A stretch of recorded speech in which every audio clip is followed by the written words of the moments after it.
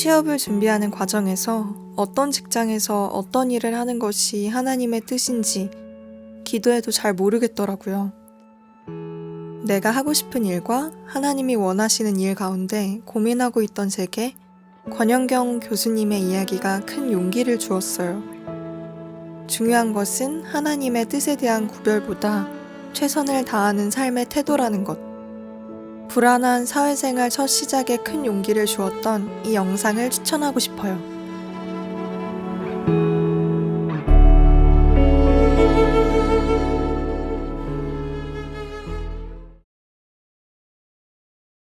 하나님의 계획은 분명히 있을 텐데 우리가 하나님의 계심을 믿는다면 문제는 내가 그 하나님의 계획을 어떻게 아냐?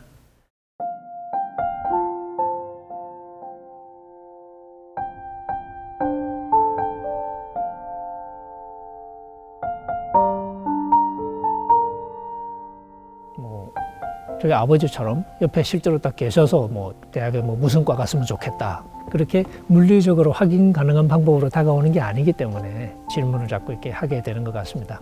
하나님의 계획을 우리가 어떻게 알 수 있냐라고 말했을 때, 그래서 우리가 이제 성경 말씀을 통해서 하나님의 뜻을 알아낸다라고 얘기하는데, 성경을 가지고 점을 치는 게 아니라 성경 말씀을 읽어서 우리가 하나님을 이해하게 되고, 하나님이 우리에게 어떻게 다가오시는지를 이해하게 되고, 하나님이 우리에게 어떤 삶을 살기를 원하시는지를 이해하게 되고, 그렇게 이해하다 보면 자연스럽게 우리 속에 이런 삶을 내가 살아가야 되겠구나 그런 생각이 들 테고, 그러면 그게 자연스럽게 또 내 삶에 가장 어울리는 방식으로 그럼 나는 이걸 할 수 있겠구나, 이렇게 이제 구체화되는 과정, 그런 과정을 통해서 우리가 이제 하나님의 뜻을 우리가 확인하고 검증하고 알아가고 실천하고, 그게 가장 자연스러운 방법이 아닐까라고 생각을 하는데요. 하나님이 내 이성이나 이 사고를 그냥 주신 게 아니라 생각하라고 주신 거고, 그리고 생각하면서 살라고 주신 건데, 바로 그런 생각하면서 살아가는 삶을 통해서 하나님의 뜻을 확인하는 거죠. 사도 바울의 얘기처럼, 빌립보서에서 한 얘기처럼 하나님께서 우리 속에 소원을 두고 우리로 하여금 그 소원을 이렇게 행하게 하신다 하는 말씀. 그러니까 이게 하나님이 우리 밖에서 우리를 이렇게 두들겨 패가면서 우리를 움직이는 게 아니라 우리의 마음으로 다가오시고, 그래서 우리 마음속에 새로운 열망, 새로운 소망을 갖게 하시고, 그래서 우리가 그 열망을 추구하게 하시는 방식으로 일을 해나가시는, 그렇게 되면 결국 하나님의 계획은 한편으로 보면 그냥 내가 내 생각을 정돈해가는 과정하고 다르지 않은 거죠. 적어도 현상적으로는.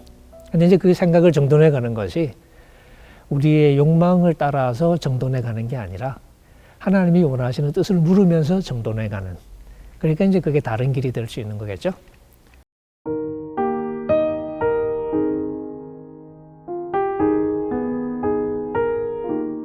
바울이 로마서에서 말하는 것처럼 우리는 이제 이 세상을 본받으면 안 되잖아요. 마음을 새롭게 해서 변화를 받아야 되잖아. 그렇게 해서 어떻게 하면 하나님의 선하시고 기뻐하시고 온전한 뜻이 무엇인지를 테스트해야 되는 거예요. 검증하라. 그래서 발견하라는 거거든요.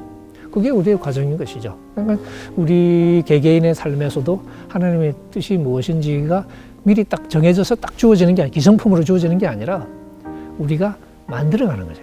찾아가는 과정이, 찾아간다는 게 우리 개인으로서는 내 삶의 과정을 지나면서 뜻을 확인해 가는 것이기도 하고 또 만들어가는 것이기도 하고, 두 가지 가능한 직장이 앞에 있다고 했을 때 내가 이 길을 가야 될까 저 길을 가야 될까, 그럴 때 우리는 기준을 가지고 판단하겠죠.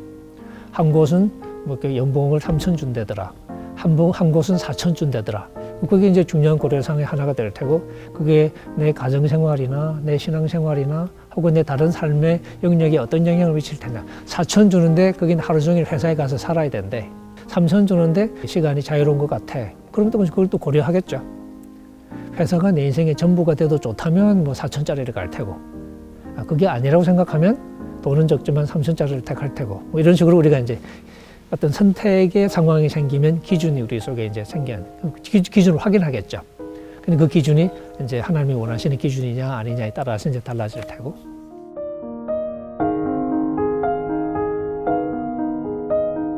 이게 좀 중요하다고 생각하는 게, 많은 경우 우리가 하나님 뜻을 자꾸 물으려고 그래요. 자꾸 물을 때는 자꾸 우리가 이제 점치는 심리가 그렇지 않습니까? 점치는 심리는 책임을 피하고 싶은 심리가 상당히 많이 작용하잖아요.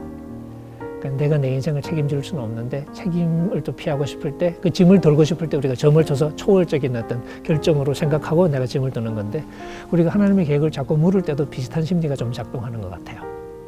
하나님의 계획이라고 얘기하고 나는 조금 빠지고 싶은 그런 심리일 수도 있고요. 이미 내가 마음속에 욕심이 있는데 그 욕심을 정당하기 위한 어떤 방법의 하나로 자꾸 그런 얘기를 덜먹일 수도 있는 것 같고. 네. 그래서 실제 우리 삶의 많은 부분은 굳이 우리가 하나님 뜻이 뭐지? 라는 질문을 던지지 않아도 괜찮은 정도의 선택일 때가 많아요.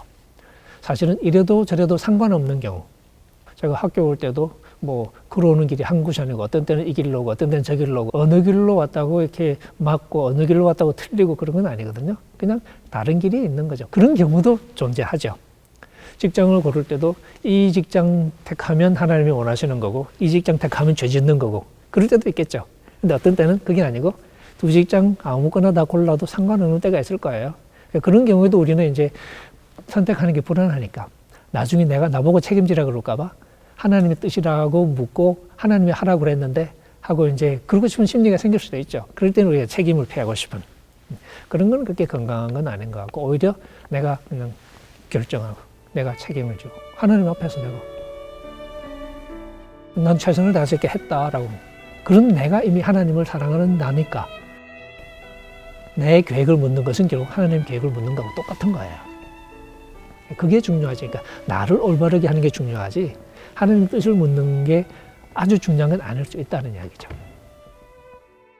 저는 개인적으로 이렇게 무슨 인생의 계획을 사실 세워본 적이 거의 없는 것 같아요.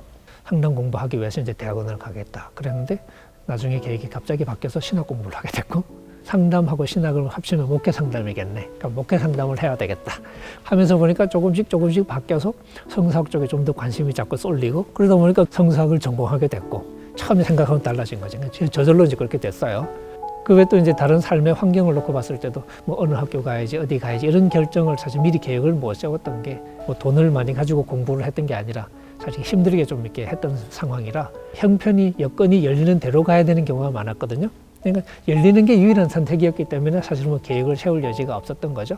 그때 주어진 걸 그냥 하는 거죠. 주어진 역할은 충실히 하는 거죠. 주어진 역할을 충실히 하면서 살아가다 보면 그 다음을 생각해야 될 필요는 별로 없는 것 같아요. 제가 느끼기에는. 많은 경우에는. 근데 그러다 보면 어떤 상황들이 생겨나고 그런 상황 속에서 때로는 선택해야 될 경우가 생기고 예를 들면 학교를 옮겨야 되냐 말아야 되냐. 숭실이 이제 3번째 학교인데 처음에 저한테 권하실 때 제가 거절했죠. 옮길 상황이 아니라고 판단했으니까 난 여기서 그냥 계속 있겠다. 또 그 권했어요. 아니다. 난 여기서 있겠다. 3번째 그분이 또 저를 찾아왔어요. 그래서 그때는 제가 이제 있던 학교에서 이제 학교 운영하시는 이사장님하고 그때 많이 싸우고 갈등하고 막 그래서 이제 더 이상 어떻게 뭐 방법이 없는 상황. 그래서 여기서는 이게 끝인가? 하는 그런 생각이 이제 물이 차올랐을 무렵에 그분이 또 이제 찾아오셔서 그렇게 되니까 그때는 생각을 그러면 이제는 때가 된 건가?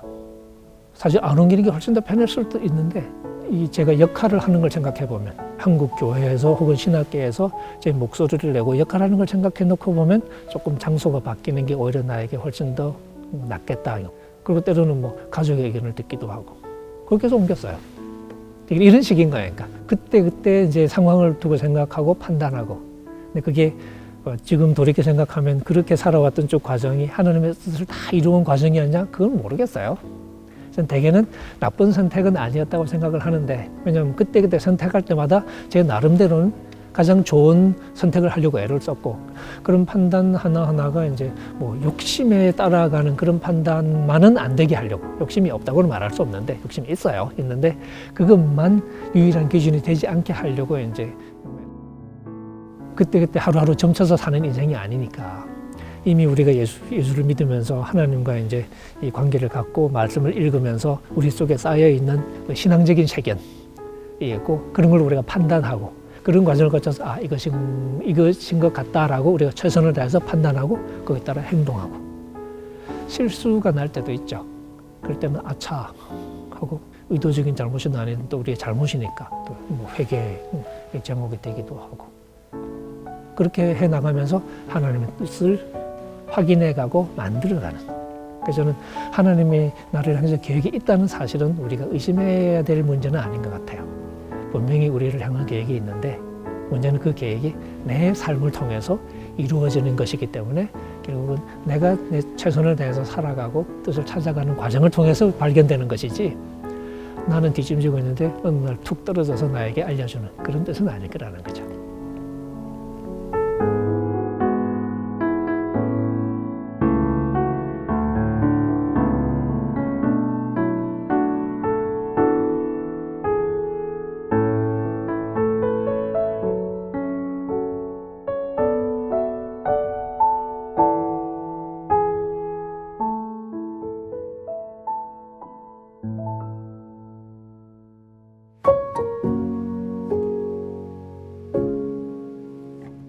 주위에 결혼하는 친구들이 하나둘 생기기 시작했어요. 그 친구들을 보면 항상 궁금한 마음이 들더라고요. 일평생을 함께할 사람을 어떻게 확신할 수 있을까? 배우자를 찾는 현명한 기준은 무엇일까? 그러다가 김기성 목사님의 조언을 마주하게 됐어요. 아름다운 것을 아름답다고 느낄 수 있는 사람을 만나라. 기존에 들었던 의례적인 조건들과는 뭔가 다르다는 생각이 들었어요.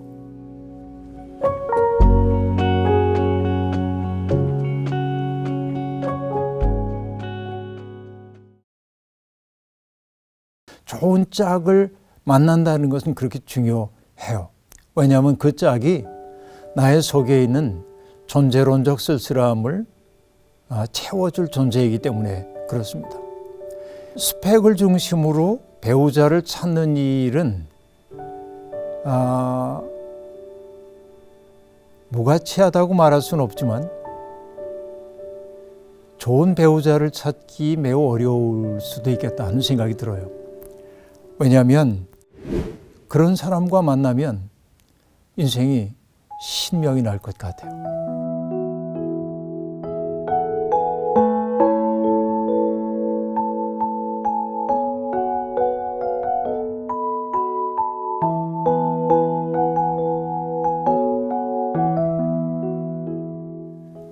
사람을 만나서 함께 일평생을 산다고 하는 것은 모험이죠. 굉장한 모험일 수밖에 없습니다. 결혼하고 30년, 40년, 50년, 60년 이렇게 살아가는데 안 맞는 사람과 함께 산다는 건 매우 어렵죠. 제가 이제 결혼하지 않은 젊은 목회자들 만날 때 물어봐요.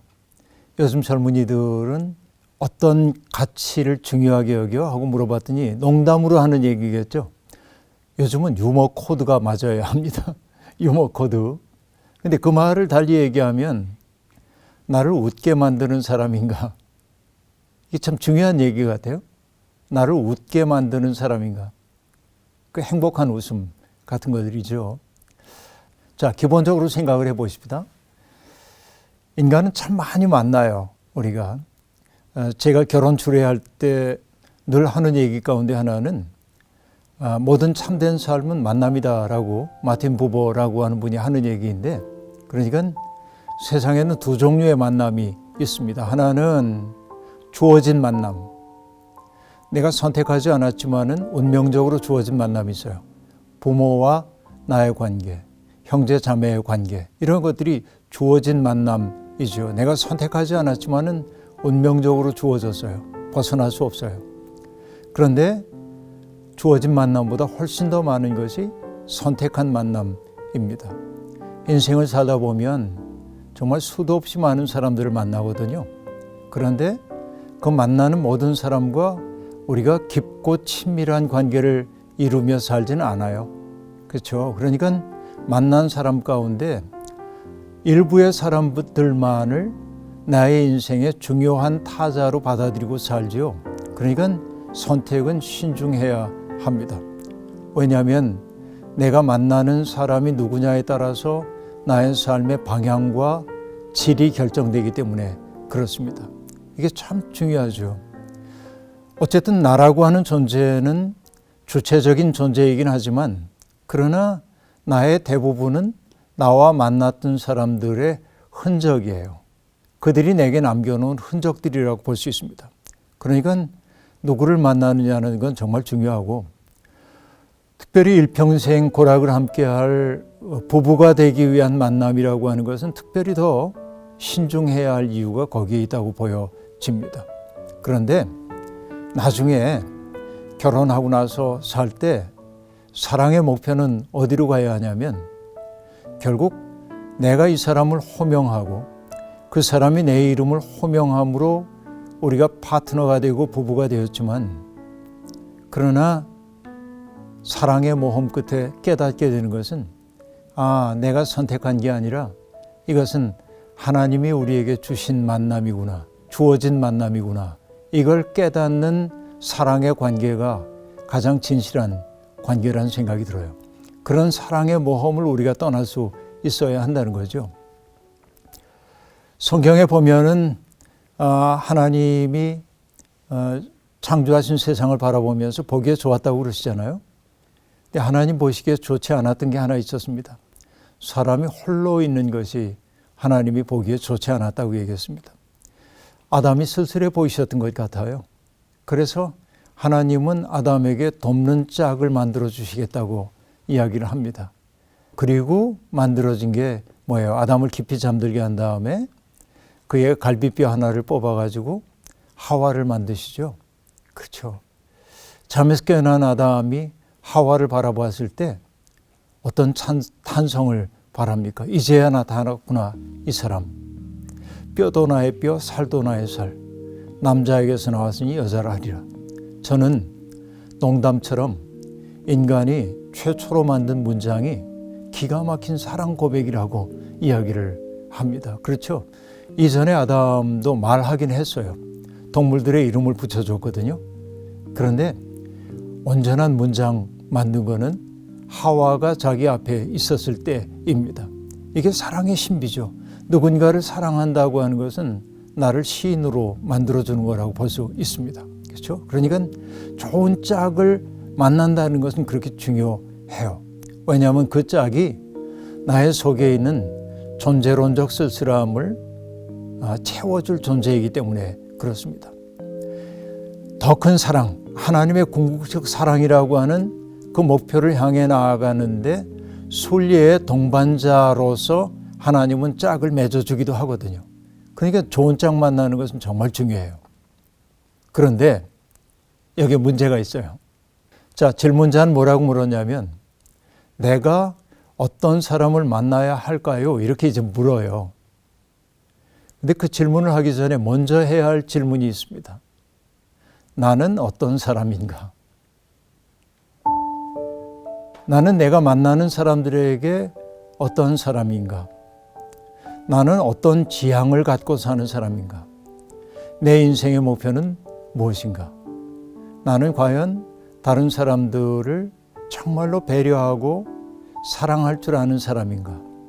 나를 누군가에게 선물로 주는 사람인가? 이 질문이 선행되어야만 합니다. 항상 나에 대해서 묻지 않고 나와 만나야 할 사람에 대해서 묻는 순간 우리는 자꾸만 배경을 따지게 된단 말이죠. 그러니까 먼저 자기 자신에 대한 질문부터 투철하게 던지면 좋겠다 하는 거, 이게 이제 해드리고 싶은 말이에요. 나의 욕망을 상대방에게 투사해서 이 사람이 내가 가지고 있는 욕망을 채워줄 수 있는가라고 자꾸 질문을 하게 될 때 우리는 그가 가지고 있는 외적 조건들을 자꾸만 보게 됩니다. 사실 인생이라는 게 쉽지는 않기 때문에 경제적으로 너무 빈곤하면 힘들죠. 그러니까 그런 거 안 볼 수가 없고 또 사람들이 또 외모도 보고 많이들 그래요. 결혼 앞두고 제게 찾아와서 상담을 하는 결혼 예비자들에게 제가 이제 짓궂게 질문하는 것들이 있습니다. 신랑에게 묻죠. 신랑은 신부에게서 어떤 빛을 보았길래 이 사람과 일평생을 함께 하기로 했어요. 신부에게도 묻습니다. 신랑에게서 어떤 빛을 보았길래 이 사람과 일평생을 함께 하기로 했어요. 그때 그들이 곰곰이 생각해 봅니다. 그리고 대답합니다. 이 사람과 있을 때는 내가 나답게 있을 수 있는 것 같아요. 이렇게 대답하는 사람도 있고, 자기 성격에 결함이 있는데 이 사람은 그 성격의 결함을 있는 그대로 받아들여줘요. 이렇게 대답하기도 하고, 이 사람과 있을 때만 나는 살아있음을 느껴요. 이렇게 대답하기도 하고 다양한 대답들이 있습니다. 아름답죠. 그리고 제가 짓궂게 묻죠. 또 없어? 그러면 다 하는 얘기가 예뻐요. 그렇게 얘기해요. 이것도 이제 중요한 문제라고 볼 수 있겠죠. 사람들은 그런 것들을 다 이제 봅니다. 자, 그런데 저는 스펙을 중심으로 배우자를 찾는 일은 무가치하다고 말할 수는 없지만 좋은 배우자를 찾기 매우 어려울 수도 있겠다 하는 생각이 들어요. 왜냐하면 소비사회에 살고 있기 때문에 적절하게 품위를 유지하며 살 수 있는 정도의 경제적 능력이나 혹은 사회적 위신 같은 것들은 필요하지만 일평생을 살다 보면 경제적으로 넉넉한데 사회적으로도 신망이 있는 사람인데 함께 살기 어려운 사람이 참 많아요.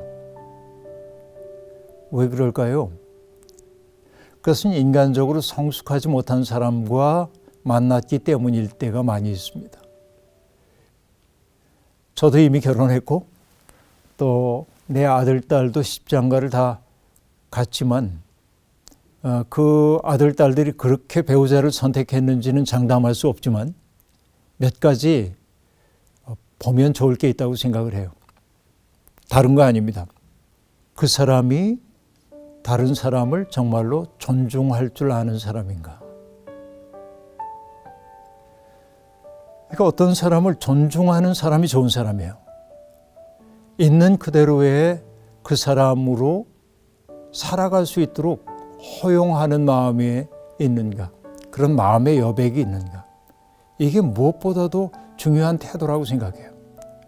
가시처럼 날카롭고 비평적이고 그리고 사람들을 얼어붙게 만드는 사람들, 이런 사람들은 스펙이 어떠하든지 대단히 곤란한 사람이라는 생각이 들어요.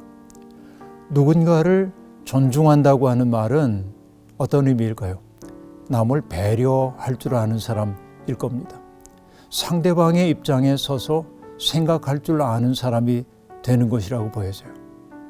남을 정말로 배려해 줄 줄 아는 사람, 그러니까 가까운 사람만이 아니라 익명의 타자를 만나더라도 그를 배려하려는 태도가 몸에 밴 사람들이 있습니다.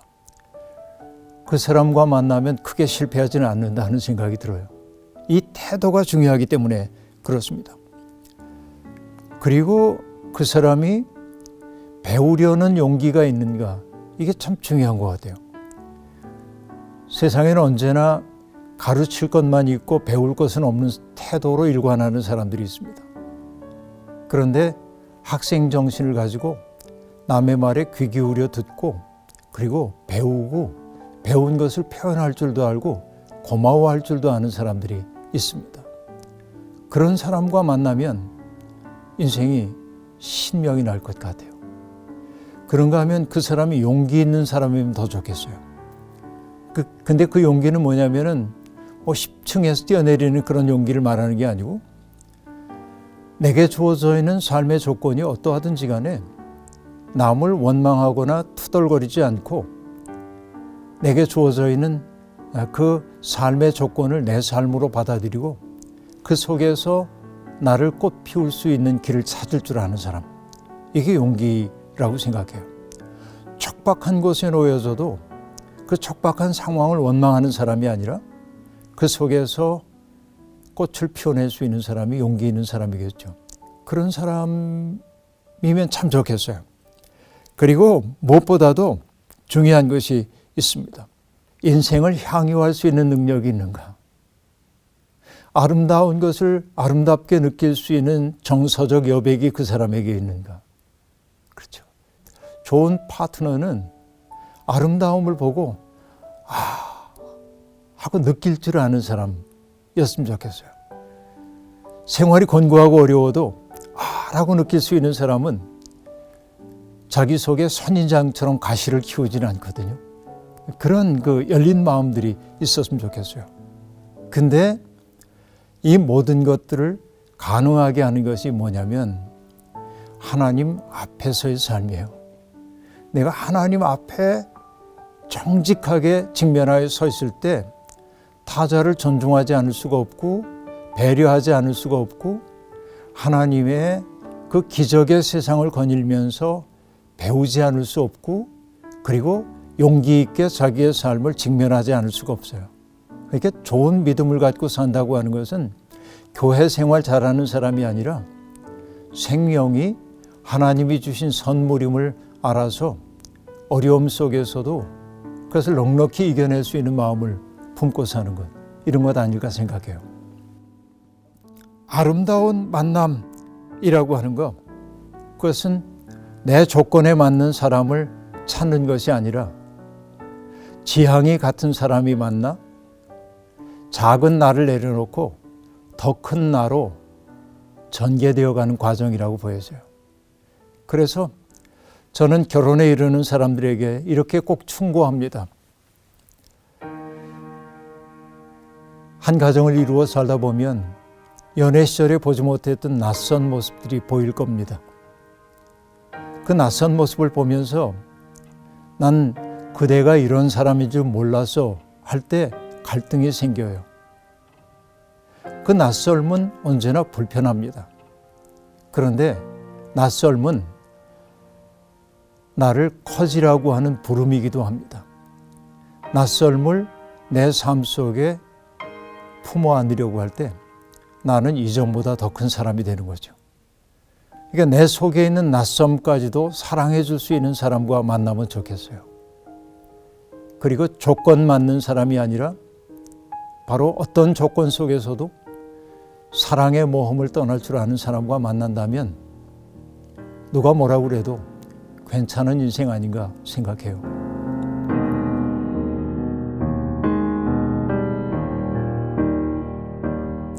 하나님, 연봉은 1억이 되어야 하고요. 키는 180이 넘어야 하고요. 이렇게 기도를 하는 것은 난 굉장히 어리석은 기도라는 생각이 들어요.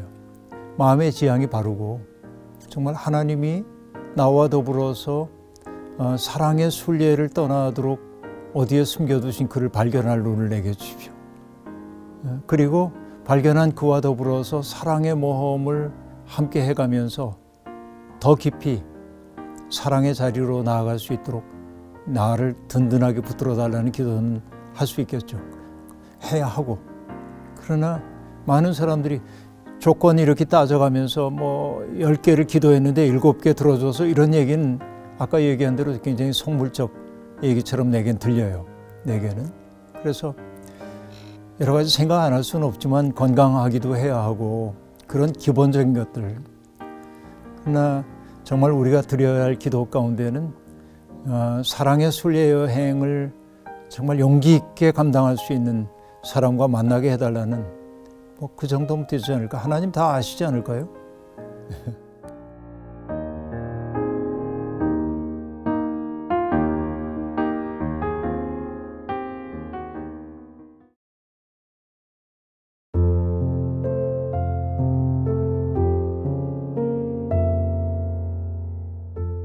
(40대가) 되니 그동안 꿈과 행복을 쫓으며 살아온 제 삶이 잘 살아왔던 것인가 하는 생각이 듭니다.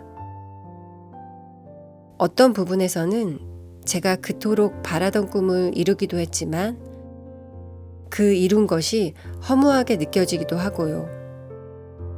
이런 제게 김학철 교수님의 메시지 허무감에 지지 않고 행복감에 속지 않는 법은 행복과 허무감 사이에서 제가 균형을 잡을 수 있게 해주었습니다. 그리고 그 균형은 상당한 안정감과 단단함을 주었고요. 많은 분들에게도 강력 추천합니다.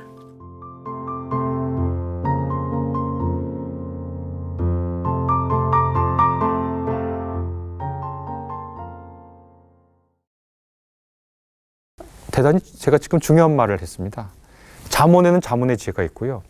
전도서에는 전도서의 지혜가 있고 욥기에는 욥기의 지혜가 있습니다. 요 각각 시적절한 때에 따라 장소에 따라 상황에 따라 적용해야 하고요. 그것을 통합해서 지혜의 전모를 드러내야 합니다. 전도서는 이렇게 허무감에 우리가 압도될 때 어떤 지혜를 말하는가? 하나님이 세상에서 너에게 주신 덧없는 모든 날에 그러니까 그걸 부정하지 않는 거예요. 우리를 엄습하는 그 허무감과 무의미를 부정하지 않아요. 야, 그런 건 없어. 이렇게 얘기하진 않거든요. 그래, 맞아. 그런데 말이야, 그렇게 될 때도 말이지.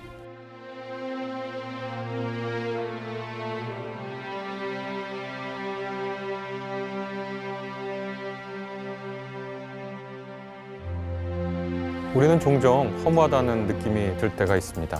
나아가서 허무감에 압도될 때가 있죠. 그때 우리 마음속에 등장하는 단어들이 있습니다. 공허하다, 부질없다, 무익하다, 텅 빈 듯하다, 허전하다, 쓸쓸하다, 무의미하다 등등의 단어들이 떠오르면서 그런 감정을 느끼고 또 그런 감정에 압도되기도 하죠.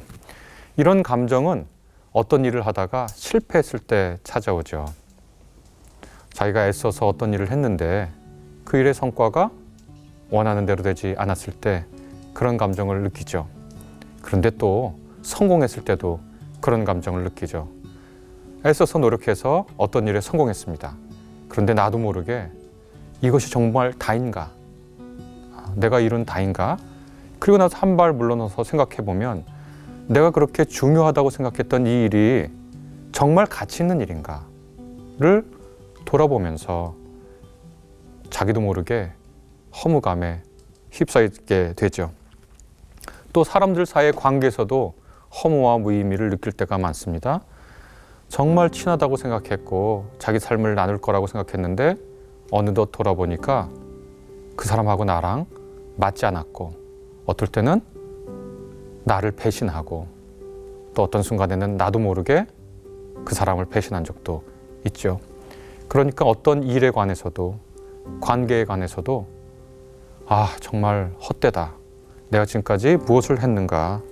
내가 지금까지 살아온 것이 무슨 유익이 있고 보람이 있는가? 이런 생각이 듭니다. 이런 생각이 들 때 우리 모든 일 그만두고 싶죠. 허무감에 압도될 때는 정말 아무것 하나도 중요하지 않고 모든 건 내려놓고 쉬고만 싶을 때가 있습니다. 저도 그런 허무감에 휩싸일 때가 한두 번이 아닙니다. 그럴 때마다 허무감에 지지 않기 위해서 하나님의 말씀을 우리가 보고 하나님의 말씀에 또 의지하고 그분 말씀 덕에 새 힘을 얻게 되기를 소망해 보기도 하죠. 성경에는 우리가 살면서 맞이하는 여러 상황들에 대해서 지혜를 주는 문서들이 있습니다. 그 문서들을 이른바 지혜문학이라고 부릅니다. 성경의 지혜문학 중에 유명한 것 욥기, 잠언, 전도서입니다. 그 중에서도 전도서는 우리가 허무감에 휩싸일 때, 허무감에 압도될 때 전도서의 지혜가 우리에게 새 희망을 주고 살아갈 힘을 주고 허무감에 지지 않도록 도와줍니다. 왜냐하면 전도서는 우리가 느끼는 허무감을 잘 파악하고 있고 바로 그 문제를 다루기 위해서 쓴 책이라고 해도 과언이 아닐 정도로 전도서의 처음부터 마지막까지 이 주제를 다루고 있기 때문입니다. 가장 유명하고 핵심적인 단어가 바로 헤벨이라고 하는 단어입니다. 전도서 1장 2절부터 아주 인상적으로 등장하는 단어입니다. 헤벨이라고 하는 히브리어는 아주 그 원래 기본적인 뜻은 숨을 들이쉬고 숨을 내쉴 때를 형용하는 단어입니다. 그러니까 이 단어는 숨을 들이쉬고 숨을 내쉴 때니까 있는 듯 없고 없다고 하기엔 있고 있다게 하기에는 없는 겁니다. 이 단어를 설명하기 위해서 저는 아지랑이 비유를 종종 드는데요. 아지랑이는 있다가 방금 사라지고 또 안개 비유도 드는데 안개가 자욱해가지고 정말 아무것도 안 보이는 듯 하다가 어느 순간 안개가 싹 거쳐버리죠. 그 헤벨, 그 단어가 1장 2절에 보면 아주 연거푸 나옵니다. 이렇게 나옵니다. 하벨 하발림 아무르 코헬렛 하벨 하발림 하콜 하벨 이렇게 나오는데 이 하벨 하발림 헛되고 헛되다라고 우리가 번역하는 이 말은 크게 성경의 역사에서 성경 번역의 역사에서 보면 세 가지로 번역되어 있는 걸 알 수 있습니다. 첫째는 제가 방금 번역했듯이 우리말 성경 번역본들 개정, 공동번역, 새번역 모두 헛되다라고 번역했습니다. 헛되다, 무의미하다는 거죠. 허무하다라는 뜻으로 새길 수 있습니다. 두 번째로 다른 외국어 성경들을 보면 이 단어를 덧없다라고 번역할 수도 있습니다. 그렇게 번역하기도 하고요. 무익하다, 쓸데없다, 소용없다, 남는 것이 없다. 이렇게 소용의 측면에서 번역할 수도 있고요. 세 번째로는 부조리하다 이렇게 번역하는 성경 번역본들도 있습니다. 부조리하다. 이것은 어처구니 없다. 이렇게 번역할 수 있으니까 제가 이 이야기를 준비하다가 이렇게 세 가지 번역이 있는데 모두 넣어서 한번 번역해 볼까? 이렇게 해서 이렇게 번역해 봤습니다. 헛되고 헛되며 덧없고 덧없으니 모든 것이 어처구니 없다. 이렇게 번역해 볼 수도 있을 것 같습니다. 이 세상을 근본적으로 바꿀 만한 어떤 것도 남길 수 없다. 그리고 4절에서 전도서 1장 4절에서 말하듯이 한 세대는 가고 한 세대는 오지만 세상 질서는 그대로인 것 같고 우리가 생각하기에 그 무한대의 시간, 무한대의 공간 앞에서 잠깐 태어났다가 아주 작은 장소에서 꼬물꼬물 대다가 덧없이 쓰러지고 마감하는 우리의 인생을 보면 정말 찰나의 삶이고 헤벨이라고 하는 단어가 어울리는 우리의 삶이라고 할 수 있습니다. 이전에 셰익스피어가 맥베스라고 하는 작품에서 썼던 대사처럼 말입니다. 거기서 이렇게 쓰죠. 인생이란 그저 걸어다니는 그림자일 뿐. 무대 위에 머무르는 동안에는 우쭐대고 걸으며 투덜거리지만 곧바로 잊히는 가련한 배우. 바보 천치가 짓거리는 이야기와 같아 소음과 분노로 가득 차 있지만 아무런 의미도 없지. 이렇게 헤벨이라고 하는 단어를 생각할 때 이 셰익스피어의 맥베스의 한 대목이 자연스럽게 생각나는 것은 어쩌면 당연할 수도 있습니다. 전도서가 꼭 이런 분위기를 얘기하는 건 아니지만 말이죠. 코헬렛, 그러니까 전도서라고 우리가 얘기하지만 코헬렛이라고 하는 지혜로운 사람이 전해주는 이야기라는 뜻이거든요. 이 코헬렛, 전도자는 인생이 얼마나 짧은가, 그리고 인간이 근본적으로 세상 질서를 바꾸지 못한다라고 하는 인간의 한계를 직시하고 헤벨로서의 우리의 삶이 얼마나 덧없고 누구도 기억해주지 않고 누구도 기억할 필요도 없고 그럴 이유도 없는 삶이라는 걸 우리에게 알려줍니다. 애써 잊으려 하지 않아도 잊혀지고 말고 또 기억고 기억하려고 해도 역사 속에서 희미해지는 것이 우리의 삶이라고 코헬렛은 말합니다. 또 늘 쳇바퀴 돌듯 사는 우리의 삶인데 그 쳇바퀴를 멈출 수 없는 것이 우리가 닥친 실존의 현실이라고 우리에게 얘기해 주죠. 어떤 분들은 그렇게 쳇바퀴 도는 게 아니라고 문명은 발전했다고 그렇게 이의를 제기하지만 코헬렛이 말하는 것은 그것보다 더 깊은 의미의 세상에 변하지 않는 질서를 뜻합니다. 예를 들어 보면요, 이런 얘기입니다. 자연의 질서라고 하는 거, 물리학자들에 따르면 4가지 힘이 있다고 하죠. 강한 핵력, 약한 핵력, 전자력력, 그 다음에 중력. 이것은 변함이 없는 우주의 기본 힘으로 작동하죠. 인간은 이를 이용할 뿐입니다. 이처럼 자연 질서의 근본 힘을 인간은 변경할 수 없고 그저 사용할 그리고 이해할 뿐인데요.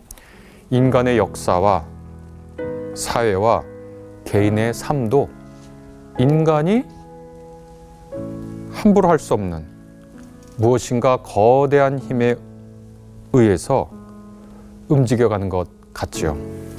우리는 열심히 예측하고 예상하고 전망하지만 그 거대한 힘은 우리를 예상치도 못한 곳으로 끌고 갑니다. 우리 신앙인들은 그런 우리 삶에 일어나는 우발성과 돌발성 이런 것을 두고 하나님이 어떤 계획을 갖고 계시지?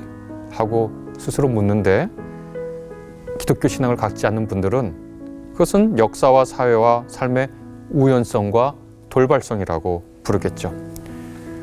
기독교인이든 기독교 신앙을 갖고 있지 않은 분이든 우리가 예상하고 예측하고 또 기대하는 것을 완전히 벗어나서 알 수 없는 것으로 우리의 역사와 사회와 우리의 삶을 몰아내는 그 힘을 앞에 두고 우리는 참 겸손해질 수밖에 없지요. 나아가 코헬렛, 곧 전도자는 마치 운명론처럼 이 세상의 모든 것이 정해진 때가 있고 이것을 누구도 바꿀 수 없다고도 말하는 듯합니다. 이런 세상 앞에 있으면 우리는 종종 묻습니다. 우리가 열심히 도덕과 윤리를 가르고 무엇인가 가치 있다고 생각해서 치열하게 추구하는 것, 그것이 우리 뜻대로 되지 않는다는 걸 알려주죠. 그저 주어진 삶의 질서에 순응하고 살라는 것처럼 말하는 듯도 들립니다.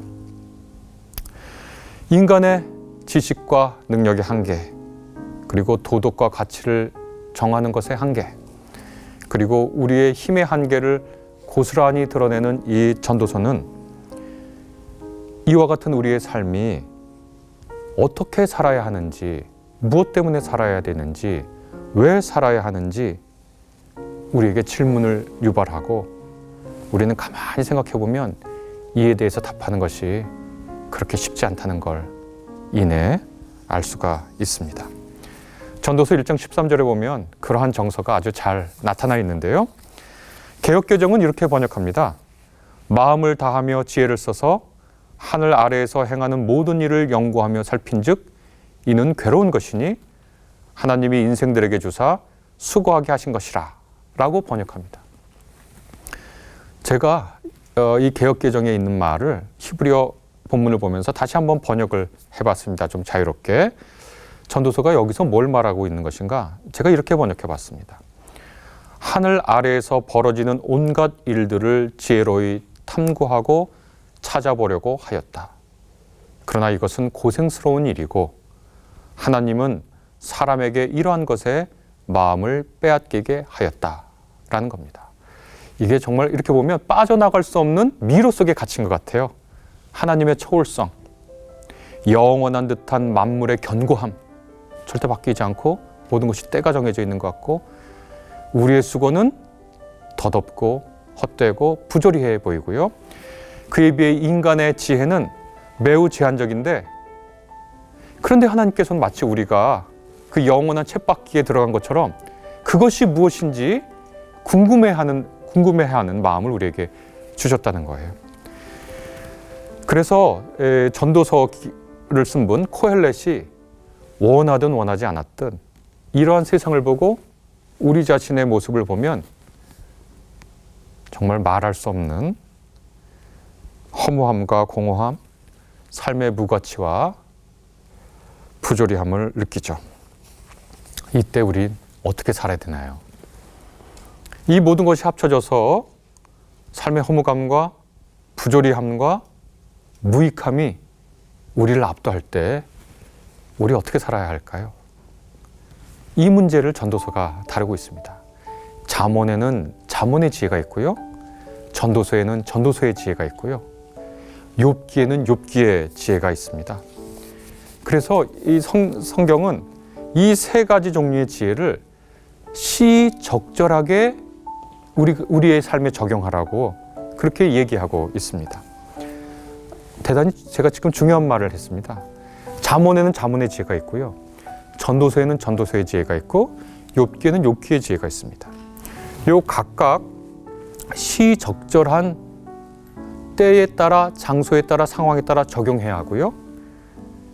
그것을 통합해서 지혜의 전모를 드러내야 합니다. 우리나라에서는 송민원 교수님이 쓰신 지혜란 무엇인가 라고 하는 책이 있는데 거기서 간결하고 잘 정리되어 있습니다. 그것을 한번 보시면 좋겠습니다. 전도서는 이렇게 허무감에 우리가 압도될 때 어떤 지혜를 말하는가? 그게 몇 가지 지혜를 말하는 것 같아요. 첫째, 생각하는 삶의 범위를 줄이라는 겁니다. 그리고 우리에게 즐기는 것이 허락되었다 라고 하는 것이 전도서가 우리에게 주는 첫 번째 지혜입니다. 모든 상황, 모든 사람, 모든 때에 주는 지혜가 아닙니다. 허무감이 우리를 압도할 때 주는 지혜예요. 어떤 지혜냐? 첫째, 생각하는 삶의 범위를 줄이라는 거예요. 그리고 삶을 즐기는 것이 우리에게 허락되었다는 걸 기억하는 겁니다. 3장 21절에 보면 의도적으로 전도서 코엘렛은 우리가 생각하는 삶의 범위를 우리가 사는 바로 지금 이때에 한정하라고 권면해 주는 것 같습니다. 사후 세계의 이야기를 일부러 하지 않아요. 혹은 하더라도 불가지론의 형태를 띠고 얘기합니다. 이렇게 얘기합니다. 전도서 3장 21절 보면 사람의 영은 위로 올라가고 짐승의 영은 아래 땅으로 내려간다고 하지만 누가 그것을 알겠는가?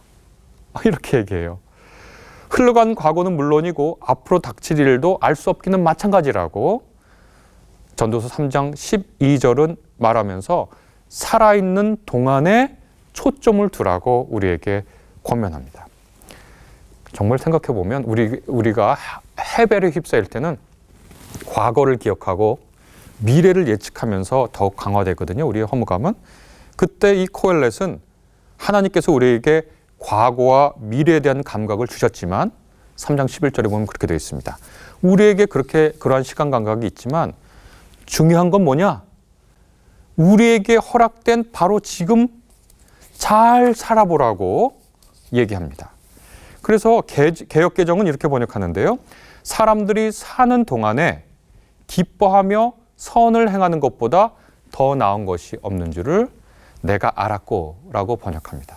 그런데 저는 이 개역개정의 이 번역도 약간 도덕적 함의를 띠고 있다고 생각합니다. 그래서 사람들이 사는 동안에 기뻐하며 선을 행하는 것이라고 이렇게 번역을 했거든요. 그것보다 더 나은 것이 없는 걸 내가 알았다 해서 하나는 기뻐한다는 건 즐긴다는 거죠. 선을 행한다는 건 도덕적으로 행동하라는 거잖아요. 그런데 사실은 요 선을 행하라 라고 번역된 요 말은 우리가 다 많이 들어본 토브라고 하는 히브리어 단어입니다. 이 토브라는 단어는 도덕적인 선을 뜻하기도 하지만 즐겁게 살아라, 잘 살아라, 기쁘게 살아라고 하는 뜻도 되거든요. 3장 12절에 보면 이 토브라는 단어가 2번 쓰였는데 개역개정에서 더 나은 것이 없는 줄을 내가 알았고 할 때 더 나은 것이 토브입니다. 그리고 선을 행하는 거기서 그 선이 토브거든요. 한 문장에 같은 단어가 2번 나왔는데 둘을 다르게 번역하려면 특별한 이유가 있어야 됩니다. 그런데 특별한 이유 없거든요. 그래서 그것을 같은 뜻으로 새기면 됩니다. 우리나라의 공동 번역이 그것을 잘 번역해 놨습니다. 어떻게 번역했냐면 결국 좋은 것은 뭐냐? 살아있는 동안 잘 살며 즐기는 것밖에 없다는 것을 깨달았다. 공동 번역은 그렇게 얘기합니다. 기독교인들이 듣기에 조금 놀랄 만한 얘기죠. 그런데 전도서의 지혜는 우리에게 이렇게 얘기합니다. 생각하는 삶의 범위를 줄여라. 사는 동안만 집중해라. 둘째, 사는 동안 즐기는 것이 우리에게 허락됐는데 공동 번역에 따르면 살아있는 동안 잘 살며 즐기는 거, 그거 우리에게 허락된 것이다. 이것이 전도서가 말하는 허무감이 우리를 압도할 때 우리가 사는 지혜입니다. 전도서 5장 20절에 그것을 다시 한번 확인합니다. 새 번역은 이렇게 번역합니다. 하느님은 이처럼 사람이 행복하게 살기를 바라시니, 그 다음 말이 너무 인상적이에요. 덧없는 인생살이에 크게 마음 쓸 일 없다로 이렇게 우리를 위로합니다. 전도서의 지혜입니다. 사람이 행복하게 살기를 바라시니 덧없는 인생살이에 크게 마음 쓸 것 없다. 개정은 이것을 그는 자기의 생명의 날을 깊이 생각하지 아니하리니 이는 하나님이 그의 마음에 기뻐하는 것으로 응답하심이니라, 이렇게 번역했는데요. 어떤 번역의 전통을 택하든 간에 허무감에 시달리는 사람들에게 주는 공통된 교훈은 지금 처한 삶의 처지에 너무 마음을 빼앗기고 살지 말아라 라는 겁니다. 허무감에 시달리는 것보다 우리가 누리고 있는 기쁨에 더 많은 관심을 우리가 줘봅시다. 허무감이 아니라 누릴 만한 무엇에 우리의 관심과 마음을 주어보자 라고 하는 것이 전도서의 첫 번째 지혜입니다. 두 번째 지혜는요, 하나님이 우리에게 주신 선물을 헤아리자라는 겁니다. 하나님이 우리에게 주신 몫이 무엇인가? 하나님이 우리에게 허락하신 몫, 선물을 우리가 기쁜 마음으로 받아들이고 우리의 노력과 노동을 거기에 더해서 일상의 소소한 즐거움을 누리는 것, 이것이 두 번째 지혜입니다. 두 번째 지혜가 무엇인가? 하나님이 우리에게 주신 선물, 우리의 몫을 잘 헤아려 보자는 거예요. 그 말은 전도서 곳곳에 있는데요. 제가 오늘은 전도서 3장 13절과 5장 18절만 한번 읽어보겠습니다.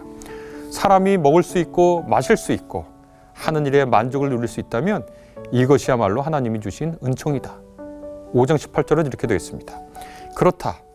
우리의 한평생이 짧고 덧없는 것이지만 하나님이 우리에게 허락하신 것이니 세상에서 애쓰고 수고하여 얻은 것으로 먹고 마시고 즐거워하는 것이 마땅한 일이요 좋은 일임을 내가 깨달았다. 이것은 곧 사람이 받은 몫이다. 하나님이 사람에게 부와 재산을 주셔서 누리게 하시고 정해진 몫을 받게 하시니 수고함으로써 즐거워하게 하시니 이 모두가 하나님이 사람에게 주신 선물이다. 이렇게 되어 있습니다. 이 전도서 3장 13절에서 은총으로 번역된 히브리어는 마타트인데요. 이것은 선물 또는 혹은 보상을 뜻하거든요. 이 선물 혹은 보상은 몇 가지로 구성되는데 선물이고 보상이지만 우리가 노동을 함으로써 얻을 수 있는 것들이거든요. 어떤 것을 얻느냐? 자기 자신을 실현하면서요. 자기의 창의성과 생산성을 발휘하면서 경험하는 보람을 느끼는 겁니다. 허무감을 느낄 때 우리는 즐거운 노동을 기획해 볼 수 있습니다. 만약 노동에서 그런 것들을 찾기 어려우면 우리가 흔히 취미라고 부르는 걸 통해서 우리의 삶에 기쁨을 누릴 수 있습니다. 저는 이것을 자기 돌보기라고 부르거든요. 한 철학자는 이것을 자기를 향한 배려라고 부르기도 했는데요. 즐거운 노동들이 있습니다. 뭐 여러 가지 노동들인데 제가 저를 스스로 돌보는 취미를 하나 소개해드리면요. 제가 사는 곳이 서울인데 서울에서 쭉 살았는데요. 서울에서 쭉 산 분들도 서울이 어떤 역사와 문화와 자연을 갖고 있는지 잘 모르거든요. 저도 최근에야 갖게 된 취미인데 제가 사는 곳 이사를 가면 그곳의 역사와 문화와 자연을 조선시대부터 쭉 살펴보고 한 곳 한 곳 돌아보면서 제 자신을 위로합니다. 경제적 관점에서 보면 그 지역의 아파트 값이 얼마다, 그 지역은 어떤 상업지구가 있다, 그런 거지만 그 눈을 뒤로 놓고 그곳의 역사와 자연과 문화를 살피고 돌아다니잖아요. 참 서울 대단하고 흥미롭고요. 그곳을 이렇게 돌아다니면서 걷기 운동도 되지만 풍요로운 이곳을 거닐고 있다는 행복을 동시에 느낍니다. 코헬렛 곧 전도서는 노동의 기쁨과 보람 말고도 먹고 마시는 것을 반복해서 말합니다. 참 성경에 이런 구절이 있다니 하고 놀래기도 합니다. 어떤 분들은 먹고 마시는 것은 생존에 필수적인 것이고 동시에 즐기는 것의 핵심이죠. 그것이 소박할지언정 내게 허락된 사실에 기뻐할 수 있습니다. 저는 이 말씀을 준비하면서 문득 떠오르는 찬송가가 하나 있었습니다. 세상 모든 풍파 너를 흔들어 라고 하는 찬송가였는데요. 그 찬송가 후렴에 반복되는 구절이 있잖아요. 받은 복을 세어보아라. 허무감에 시달릴 때는 받은 복을 세어보는 겁니다. 그리고 현재에 집중해서 나를 돌보는 창조적인 노동의 행위들 하고요. 그리고 먹고 마시는 즐거움이 나한테 허락된 거구나 라고 스스로를 돌보는 거죠. 그리고 하나님께서 내게 주신 게 뭐지? 하고 하나하나 복을 세어보다 보면 그거 꽤 괜찮습니다. 저도 제가 받은 복이 뭔지 하나하나 세어보니까요. 와, 괜찮아요. 정말 너무 괜찮고 행복하더라고요. 이쯤이면 됐지, 훌륭하지, 멋지지. 여러분도 세상 모든 풍파 너를 흔들어 약한 마음이 우울함에 굴복될 때 받은 복을 세어보아라. 그리고 그 받은 복 가운데 창의적으로 자기를 돌보고 먹고 마시고 즐기는 것이 이것 내게 허락됐구나 하시면 그 허무감을 극복하는 데 도움이 되는 전도서의 지혜다. 세 번째는요, 혼자보다는 둘 혹은 그 이상, 이렇게 얘기할 수 있겠습니다. 허무감과 같은, 헛됨과 같은 부정적인 감정이 엄습해 올 때는요, 동굴로 숨기가 쉽습니다. 자기만의 동굴로 들어가서 아무도 만나고 싶지도 않죠. 위협이 오면 우리가 보호처를 찾아가잖아요. 바깥에 위험이 오면 보호처를 찾아가는데 많은 사람들이 자기만의 동굴로 들어가요. 그런데 전도서가 알려주는 지혜는 뭐냐면, 당신의 보호처로 돌아가야 하는 건 맞는데 당신의 보호처는 자기만 있는 동굴이 아니라 둘 혹은 셋이 있는 관계의 보호처로 돌아가라고 우리에게 알려줍니다. 자기만의 동굴은 동굴이 아니래요. 전도서의 지혜에 따르면. 그래서 4장 9절부터 보면 이렇게 되어 있습니다. 혼자보다는 둘이 낫다. 두 사람이 함께 일할 때 더 좋은 결과를 얻을 수 있기 때문이다. 10절에 보면 그 가운데 하나가 넘어지면 다른 한 사람이 자기의 동물을 일으켜 줄 수 있다. 그러다가 혼자 가다가 넘어지면 딱하게도 일으켜 줄 사람이 없다. 또 둘이 누우면 따뜻하지만 혼자라면 어찌 따뜻하겠는가. 혼자 싸우면 지지만 둘이 힘을 합하면 적에게 맞설 수 있다. 세 겹줄은 쉽게 끊어지지 않는다. 아마 여러분들은 못 들어보셨겠지만 제가 혼인 주례할 때 이 전도서 본문을 혼인 설교의 본문으로 썼습니다. 혼자 가다가 넘어지면 딱하게도 일으켜줄 사람이 없죠. 옆에 있는 내가 의지할 수 있는 그 사람이 보호처고 여러분의 동굴입니다. 혼자 누우면 춥죠? 둘이 누우면 따뜻합니다. 9장 7절부터 이어지는 우리가 어려울 때 돌아가는 동굴이 있습니다. 거기에 이렇게 되어 있습니다. 지금은 하나님이 내가 하는 일을 좋게 보아주시니 너는 가서 즐거이 음식을 먹고 기쁜 마음으로 포도주를 마셔라. 너는 언제나 옷을 깨끗하게 입고 머리에는 기름을 발라라. 머릿속에 막 떠올리지 않으세요? 허무하게 우리를 엄습할 때 기분 좋게, 기분 좋게 가서 창의적인 나를 돌보는 일을 하고, 그것이 직장에서 안 되면 제가 아까 말한 그런 여러 이른바 취미라는 걸 행하고, 그 다음에 가서 즐거이 음식을 먹고 기쁜 마음으로 포도주를 마셔라. 옷을 일부러 깨끗하게 입고 머리에는 기름을 발라라. 그 다음에 9절을 우리 같이 외우는 거예요. 너의 헛된 모든 날 하나님이 세상에서 너에게 주신 덧없는 모든 날에, 그러니까 그걸 부정하지 않는 거예요. 우리를 엄습하는 그 허무감과 무의미를 부정하지 않아요. 야, 그런 건 없어, 이렇게 얘기하진 않거든요. 그래 맞아. 그거 너의 느끼는 그 감정, 네가 생각하는 그거 틀린 건 아니야. 그런데 말이야, 그렇게 될 때도 말이지 하고 말씀해 주시는 거잖아요. 그 다음에 어떻게 얘기하냐, 덧없는 모든 날에 너는 너의 사랑하는 아내와 더불어 즐거움을 누려라. 여기 아내 괄호 속에 다른 사람들을 넣을 수 있죠. 남편 넣을 수도 있고 친구 넣을 수도 있고 등등 여러 넣을 수 있죠. 이름을 구체적으로 넣을 수도 있죠. 너는 너의 사랑하는 누군가와 더불어 즐거움을 누려라. 그러니까 혼자 가서 먹지 말고 그것은 내가 사는 동안에 세상에서 애순속으로 받은 몫이다. 하나님이 너에게 주신 복이다. 가끔 인용하는 서양의 속담이 있습니다. 제가 박사학위 증서보다 친구의 이름이 적힌 주소록이 더 가치 있다. 그렇죠.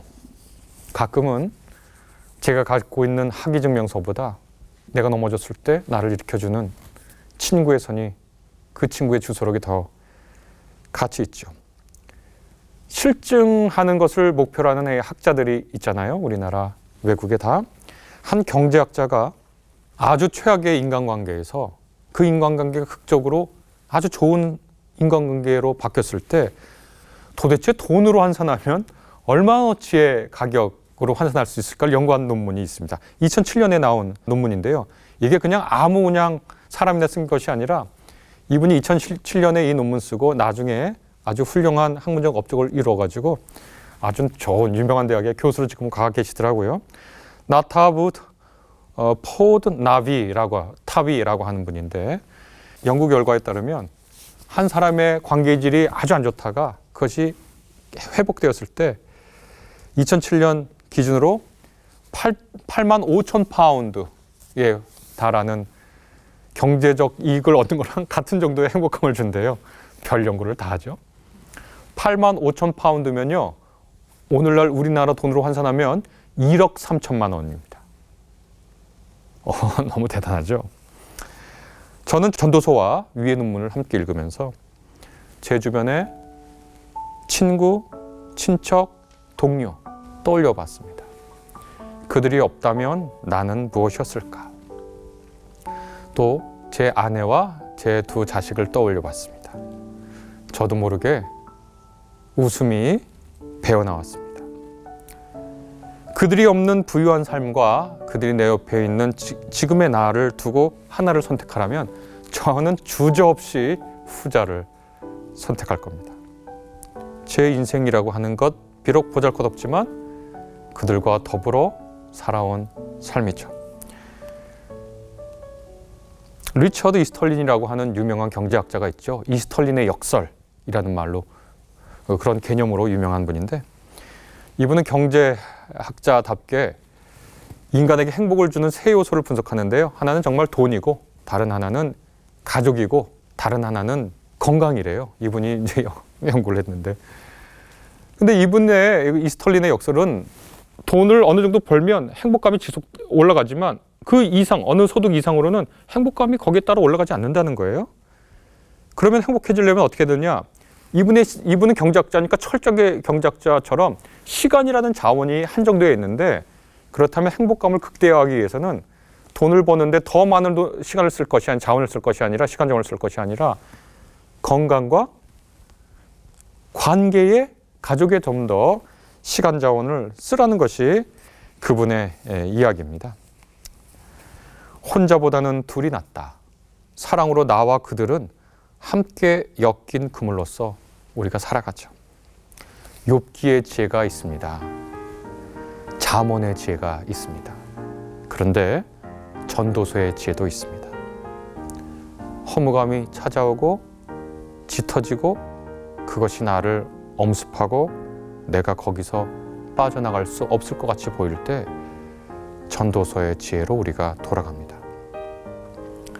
이렇게 하나님의 말씀은 허무감에 지지 않는 지혜를 우리에게 알려줍니다.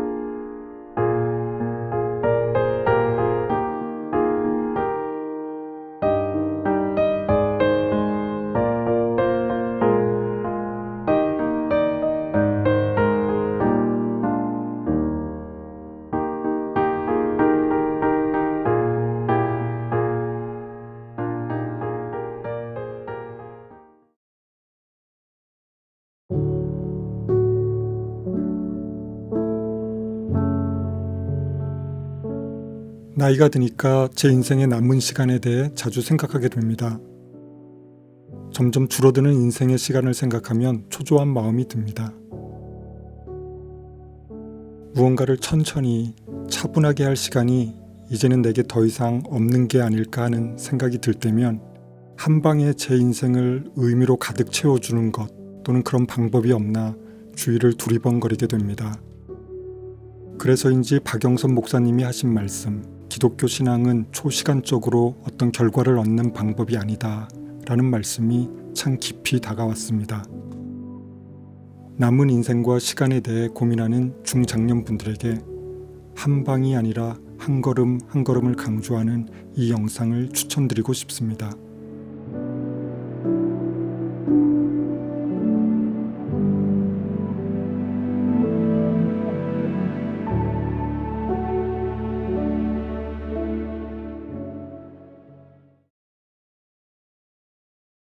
예수 믿는 사람들은 뭐든 감당할 수 없는 경우가 되면 하나님을 찾습니다. 그때 하나님을 좋게 찾는 게 아니라 원망하고 비난하면서 찾습니다.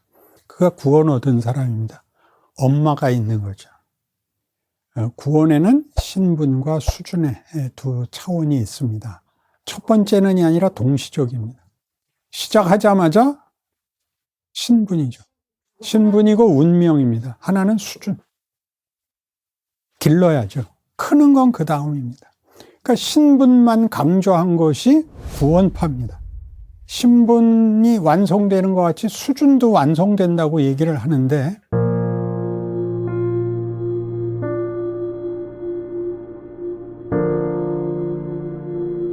제가 지금 그 문제와 연결되는 문제를 히브리서 6장을 좀 읽겠습니다.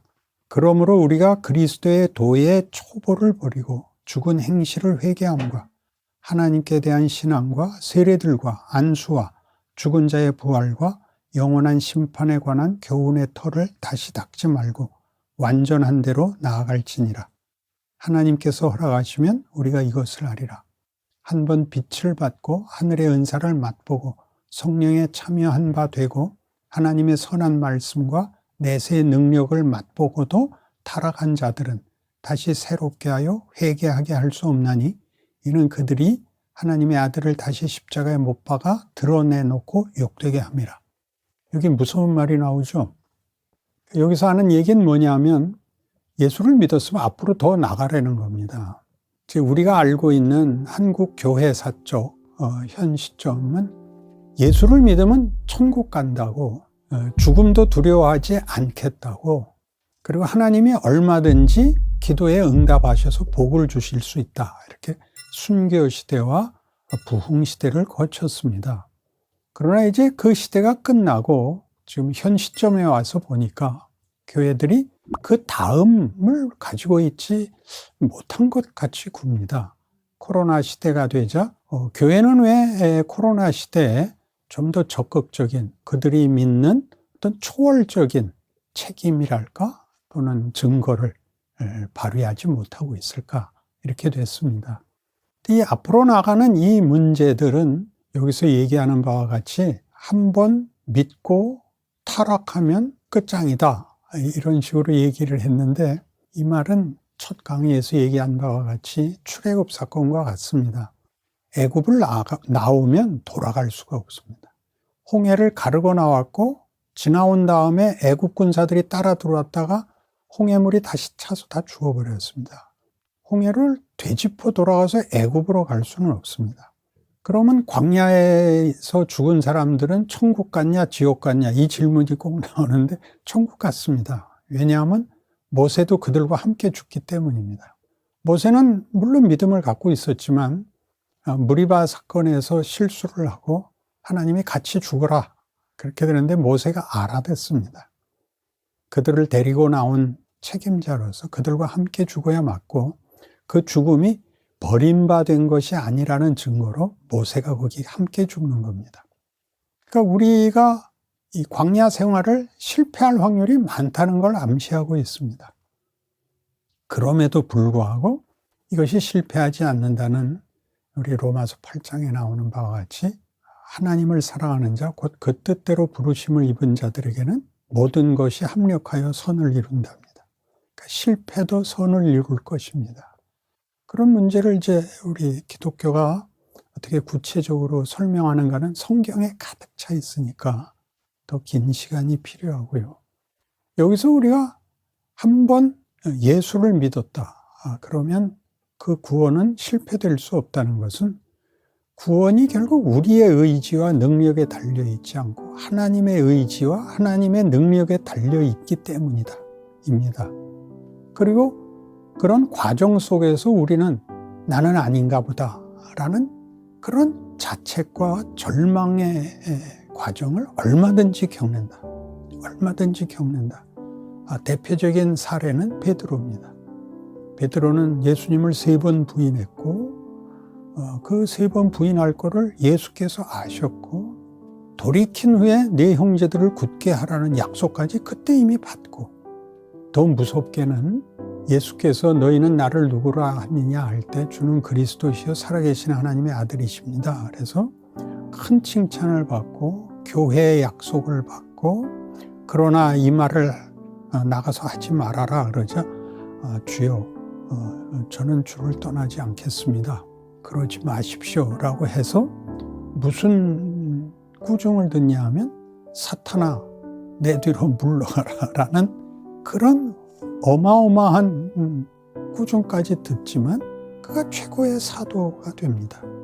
이런 일들은 하나님이 우리에게 자유를 주시고 자유로운 실력, 권리와 책임을 다 아울러 가지는 실력을 만들어가는 일에 우리 보고 나는 나 할 일 다 했으니까 이제부터는 다 내 책임이다. 그렇게 하지 않는다는 것이 성경의 약속들입니다. 여러분이 이 실패나 좌절이나 여기가 끝장인가 보다라고 생각하는 것이 끝장이 아니라는 것은 성경에 얼마든지 있죠. 이삭을 아브라함이 칼로 찌르려고 하는 장면이라든가 야곱이 야복나루에서 하나님과 씨름하는데도 포기할 수 없었던 그런 심정이라든가 얼마든지 있습니다. 그러나 그런 사건들이 우리가 최악이라고 생각했던 자리에서 더 큰 반전이 일어난다는 것을 우리가 보는 것입니다. 예수에게서도 모두가 절망한 자리, 모두가 이건 아니다라고 생각한 자리가 골고다 언덕인 것이죠. 십자가를 생각한다는 것은 최악의 경우에도 희망은 있다. 왜냐하면 하나님은 성실하시고 하나님은 변개치 않으시며 하나님은 포기하지 않기 때문입니다. 사랑이란 그런 것입니다.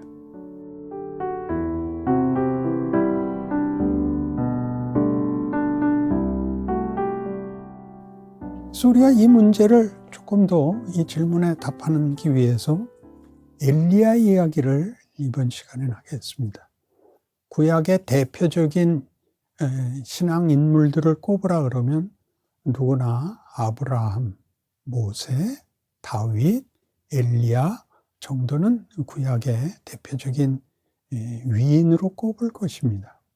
엘리야는 북왕국 아합이 왕이었을 때 갈멜산에서 아합이 따라가고 있는 우상 숭배를 꺾고 하나님께로 그 백성을 되돌이키기 위하여 걸었던 하나의 전투입니다.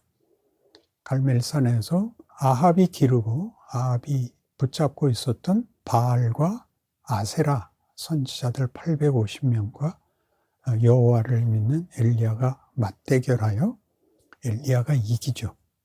이기고 사마리아 궁에 뛰어들어왔으나 당시 북왕국을 붙잡고 있는 최고의 권력자 아합의 부인 이세벨이 권력을 그대로 붙잡고 있고 갈멜산에서 그 큰 승리를 보았음에도 불구하고 하나님은 아합과 이세벨의 현실적 권력을 꺾지 않고 놔두었습니다. 이세벨은 게다가 엘리야를 죽이겠다고까지 덤비니까 엘리야가 낙심해서 도망을 치죠. 호렙산까지 도망갑니다. 지나오는 광야길에서 그가 로뎀나무 밑에 누워서 난 이제 할 일 다 했으니 그리고 더 이상 난 희망이 없으니 죽여주십시오 라는 자리까지 갔는데 하나님이 천사를 보내서 그를 먹이시고 2번이나 그렇게 하시고 40일 40주야를 걸어서 호렙산에 이룹니다. 하나님이 묻죠. 엘리야야, 너 왜 여기 있느냐? 하나님, 제가 왜 왔겠습니까? 아합이 몽땅 다 죽이고 나 하나 남았는데 나까지 죽이겠다는데 내가 무슨 수가 있습니까? 너 굴 앞에 나와 서라. 그가 나가 서니까 다시 묻죠. 엘리야야, 너 왜 여기 서 있냐? 그게 평범한 질문이 아니죠. 너 뭐 하는 짓이냐? 그런 뜻이죠. 하나님, 내가 왜 이랬겠습니까? 전에 했던 대답을 반복하죠. 그러자 답을 하나님이 이상하게 하시죠. 그 앞에 강풍이 불지만, 바위를 쪼갤 바람이 불지만 하나님이 거기 계시지 않고, 지진이 나는데 거기에도 하나님이 계시지 않고, 불이 내리는데 거기도 하나님이 계시지 않고 세미한 음성 속에 찾아오십니다. 너는 내가 갈멜산에서 끝장을 냈으면 싶었던 거지? 이렇게 물으시는 것입니다. 왜냐하면 그 다음 주신 말씀에 힌트가 있습니다. 너는 가서 하사엘을 아람 왕 삼고, 예후로 이스라엘 왕을 삼고, 엘리사로 네 뒤를 잇게 해라. 역사를 계속하자. 그러십니다. 너는 갈멜산에서 역사를 끝장내자는 거였지. 우상 섬기는 놈들은 다 죽이고 믿는 사람들을 구원하자. 그러니까 너는 심판이요, 역사의 끝이요, 하나님의 뜻이라고 그렇게 나를 잡아당긴 것이고, 나는 역사를 더 끌 것이다. 그러니 아람이라는 것은 그때 이스라엘 왕국과 유다 왕국의 주적입니다. 가장 큰 북왕국이었습니다. 거기에 그 대를 이을 왕을 세우려는 것이고, 북왕국 이스라엘은 악한 나라였고 하나님을 섬긴 왕이 없는 나라였고, 남왕국의 거기도 적대적인 주적 중에 하나였는데 그 후대를 이으라고 합니다. 그리고 선지자를 또 세우라고 합니다.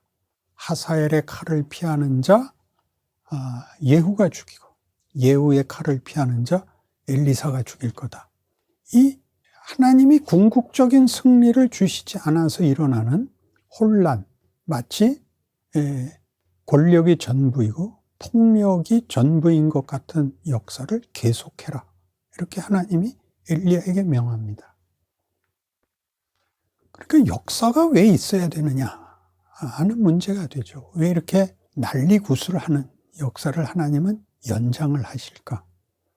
우리가 앞 강의에서 들은 것은 하나님이 우리에게 자유를 주신다는 것이고, 자유에는 권리와 책임이 있는데 권리를 주장할 것이냐 책임을 주장할 것이냐 하는 문제에서 첫 번째 허락됐던 시대가 사사기입니다.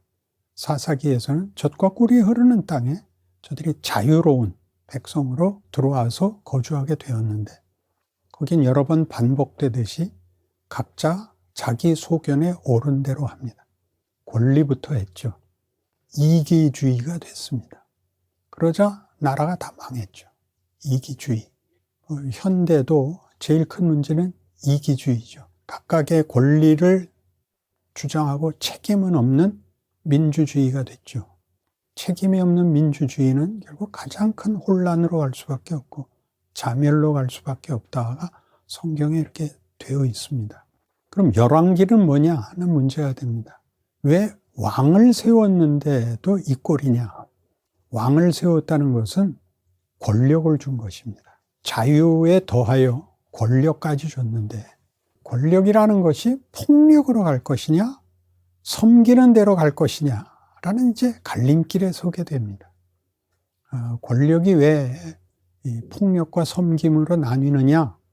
예수님 마지막 만찬 장면에서 두 제자가 주의 나라 임하실 때 하나는 오른편에 하나는 왼편에 앉혀주십시오. 그래서 그러자 예수님이 내 좌우편에 누가 앉을지는 아버지께서 정하는 것이고, 너희가 잘못 알고 있는데 내 나라는 섬김을 받는 나라가 아니라 섬기는 나라다. 나라의 그 정체성을 밝히죠. 자유를 가지면 뭘 하라는 건가요? 섬기라는 거죠. 권력이 되어 섬김을 받으려 하지 말라는 것이죠. 굉장히 어려운 싸움에 오는 것입니다. 근데 여기서 실패하죠. 왕들이 전부 권력을 잡는데 혈안이 됐고, 그러기 위해서 폭력을 쓸 수밖에 없었던 것이 열왕기의 역사입니다. 그 역사를 왜 열어놨을까요? 우리는 몇 가지 성경의 그 비유들을 이런 차원에서 해석해야 되는 걸 놓친 게 많은데, 탕자의 비유가 그렇습니다. 탕자의 비유는 이제 그 둘째 아들이 자기 재산 달래서 허랑방탕하고 나중에 다 털리고 돌아왔다는 이야기이고, 모두가 다 그의 돌아옴을 이제 아버지가 기뻐한 것으로 회개하고 돌아오자로 그 비유가 끝난 것으로 되어 있는데, 이제 하나 더 나가서 맏아들이 째째하게 울었다까지 왔죠. 맏아들이 동생 온 거 축하 파티해 주는 거를 이제 분을 내고 아버지가, 얘야, 네 동생이 돌아왔지 않냐? 들어가서 같이 즐기자. 아버지, 나는 아버지의 명을 어긴 적도 없고, 아버지가 하라는 대로 다 했는데, 나와 내 친구들에게는 염소 새끼도 한 마리 안 잡아주고, 모든 걸 다 창기와한테 말아먹은 놈이 오니까 소를 잡았습니다. 그래서 아버지가 이렇게 말합니다. 얘야, 내 것은 다 네 것 아니냐? 뭐가 불만이냐? 그렇게 얘기합니다. 그러니까 아담을 창조하셨을 때부터 인간에 대한 하나님의 목적은 상당히 높은 것입니다. 천하를 다스리라는 것이었죠. 세상을 다스려라. 그게 말하자면 권력입니다. 우리의 지위고. 그러니까 훈련은, 자유는 결국 섬기고 다스림에 있어서의 이 하나님의 후사, 기업을 잇는 자로 하나님이 우리를 목적해서 훈련을 시키는 중에 있는 것입니다. 우리는 빨리 죽어서 천국 가는 걸 좋아하고, 천국을 간다는 것은 고통이 없는 곳, 그죠? 다 좋은 곳인데, 하나님은 세상을 다스리는 자를 만들기 위해서 우리를 훈련시키겠다는 것입니다. 달란트 비유를 보면 5달란트, 2달란트, 1달란트에서 다 칭찬을 받죠. 남기고, 마지막 1달란트는 저는 주인이 엄한 분이라는 걸 알아서 이걸 손해볼까 봐 묻어놨습니다. 자, 당신의 것을 받으십시오. 그렇죠. 거기 주인의 꾸중은 생각해 볼 만한 것입니다. 내가 엄격한 자인 줄 알았다면 너 이걸 은행에 맡겨서 이자라도 얻게 하지 왜 파묻어 놨느냐? 네가 아는 그 잣대대로 하자. 넌 벌 받아라. 이렇게 됩니다. 거기서 중요한 건 이겁니다. 그 종들이 시킨 일을 한 게 아니고, 그 앞에 칭찬받은 두 종은 주인의 일에 참여합니다. 자기가 주인을 대리하고 있는 시간이라는 걸 아는데, 마지막 1달란트 받았던 하인은 주인이 무서운 분이라고 생각을 했고, 주인이 하는 일에 참여하는 것을 그는 깨우치지 못했었습니다. 우리도 그렇죠. 1달란트 파묻었다가 우리한테 뭘로 나오나요? 죄 안 짓는 게 전부죠.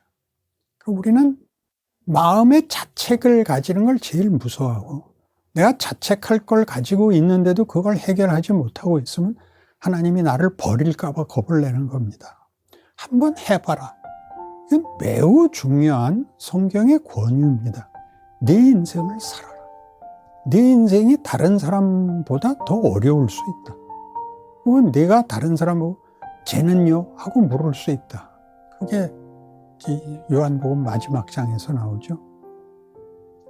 베드로를 네가 나를 사랑하느냐 3번 하고, 네가 나중에 원치 않는 죽음을 죽을 것이다. 그러니까 베드로가 쟤는요? 그러죠. 예수님의 답이 멋있죠. 쟤는 왜 네가 걱정하냐? 쟤를 영원히 살게 할지라도 그건 내 소관이고 너는 네 갈 길을 가라. 그렇게 하죠. 우리 각각이 하나님께 받은 고유한 사명이 있다. 그리고 각각이 다 특별한 것이다. 다른 사람과 비교를 해서 상대적 우월감을 가지려는 생각 같은 건 꿈도 꾸지 마라. 이건 무서운 얘기가 아니고 얼마나 놀라운 자유에 관한 얘기인지 모릅니다. 그렇구나. 내 인생과 내 현실은 하나님 앞에 특별하구나. 그런 생각을 가져야 되는 것이 이제 열왕기입니다. 그래서 그 후에 역사가 계속돼요. 뭘 제공하느냐 하면 자유라는 것을 제대로 누리려면 선택을 잘해야 됩니다. 그렇죠? 선택을 잘하려면 분별이 있어야 됩니다. 지혜가 있어야 된다는 거죠. 근데 지혜는 기도하면 생기는 게 아니라 경험이 있어야 됩니다. 그러니까 경험 속에는 잘한 것과 잘못한 것 중에 어느 게 많을까요? 잘못한 게 많습니다. 그것은 늘 쫓아다닙니다. 왜 그렇죠? 잘하게 된 것은 더 이상 관심이 없습니다. 그 다음으로 나가야 되거든요. 그래서 늘 불만스럽고 부족하다고 느끼는 게 정상입니다. 자기가 어디까지 왔느냐를 알아야 됩니다. 그리고 한 걸음만 더 나가야 됩니다. 근데 한 방에 다 해결하고 싶어서 예전에는 그런 방법으로 금식 기도를 했습니다. 40일 금식 기도를 했죠. 그러면 자기 책임이 이제 끝나는 거죠. 그다음부터는 다 하나님 책임인 것인데, 하나님은 우리에게 10대를 살아보게 하고 20대를 살아보게 하고 30대를 살고 40대를 살고, 우리가 자식들을 기르고 제일 많이 겪었던 나이 든 사람의 지혜가 뭐냐면, 대학까지 공부시키면 끝인 줄 알았더니 시집 장가 가는 게 그렇게 또 어렵고, 시집 장가 보내면 끝인 줄 알았더니 손자 손녀가 태어나서 또 짐이 생겼습니다. 손자 손녀가 어려울 때마다 아들 딸이 와서 우리 잘못이랍니다. 그런 짐을 지는 것입니다. 거기에 어떤 인생에 대한 끝없는 책임들이 만들어내는 지혜, 그리고 그런 많은 경우를 겪은 자의 베테랑이 되는 숙련된 성숙한 지혜와 분별과 자신의 지위를 인정하게 됩니다. 이것이 세상이 보통 물어보는 행복하십니까? 에 대한 답일 것입니다. 인생은 이런 가치가 있구나. 인간은 이런 존재로 부름을 받은 것이구나 하는 기독교 신자만이 가지는 하나님의 성실하심과 기도의 권능과 우리 존재의 가치, 한 인간의 정도의 한계를 기쁘게 항복할 수 있는 만족, 그런 자리를 알게 하십니다.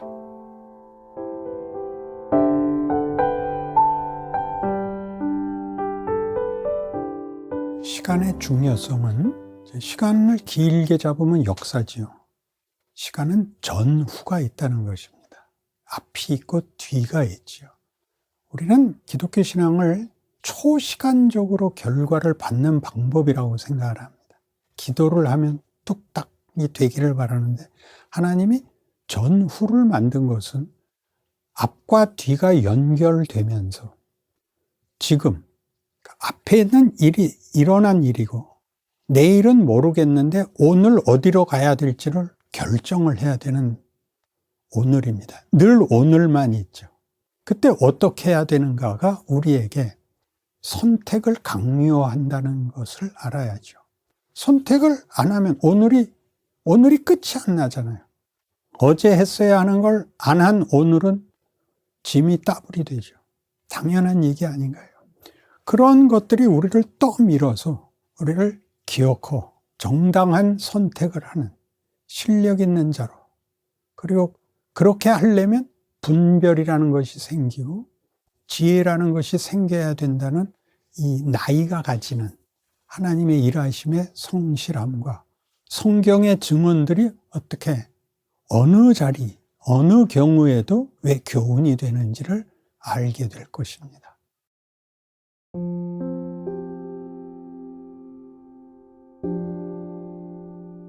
구원에는 이중적 이해가 필요해요.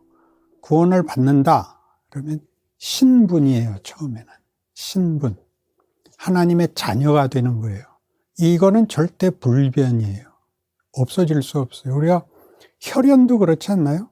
부모와 자식은 헤어질 수 있을지언정 부모와 자식이라는 거를 그거는 지울 수가 없듯이 신분은 즉각적이고 영원해요.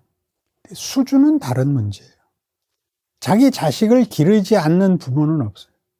그거는 육체적으로 기르는 것만을 기른다 그러지 않고 공부를 시켜야 돼요. 공부라는 말은 그냥 일반적으로 의미 있게는 인문학적으로 키우는 거예요. 인간이 뭔가, 세상은 뭔가, 문화와 예술성, 또 어떤 그 삶의 구체성 같은 것을 겪는 거죠. 그 속에서 하나님은 우리를 하나님의 자녀로 기르고, 아까 시간에도 얘기한 것 같이 하나님의 후사로 기른다고요. 즉 우리가 그 유업을 이어받는 자가 된다고요. 그 여러분이 일단 당신은 오늘 죽어도 천국 갈 확신이 있어? 이렇게 묻는 건 굉장히 난센스예요. 그거는 우리의 확신의 문제가 아니라 성경의 약속이고 우리가 믿느냐 마느냐를 넘어서 있어요.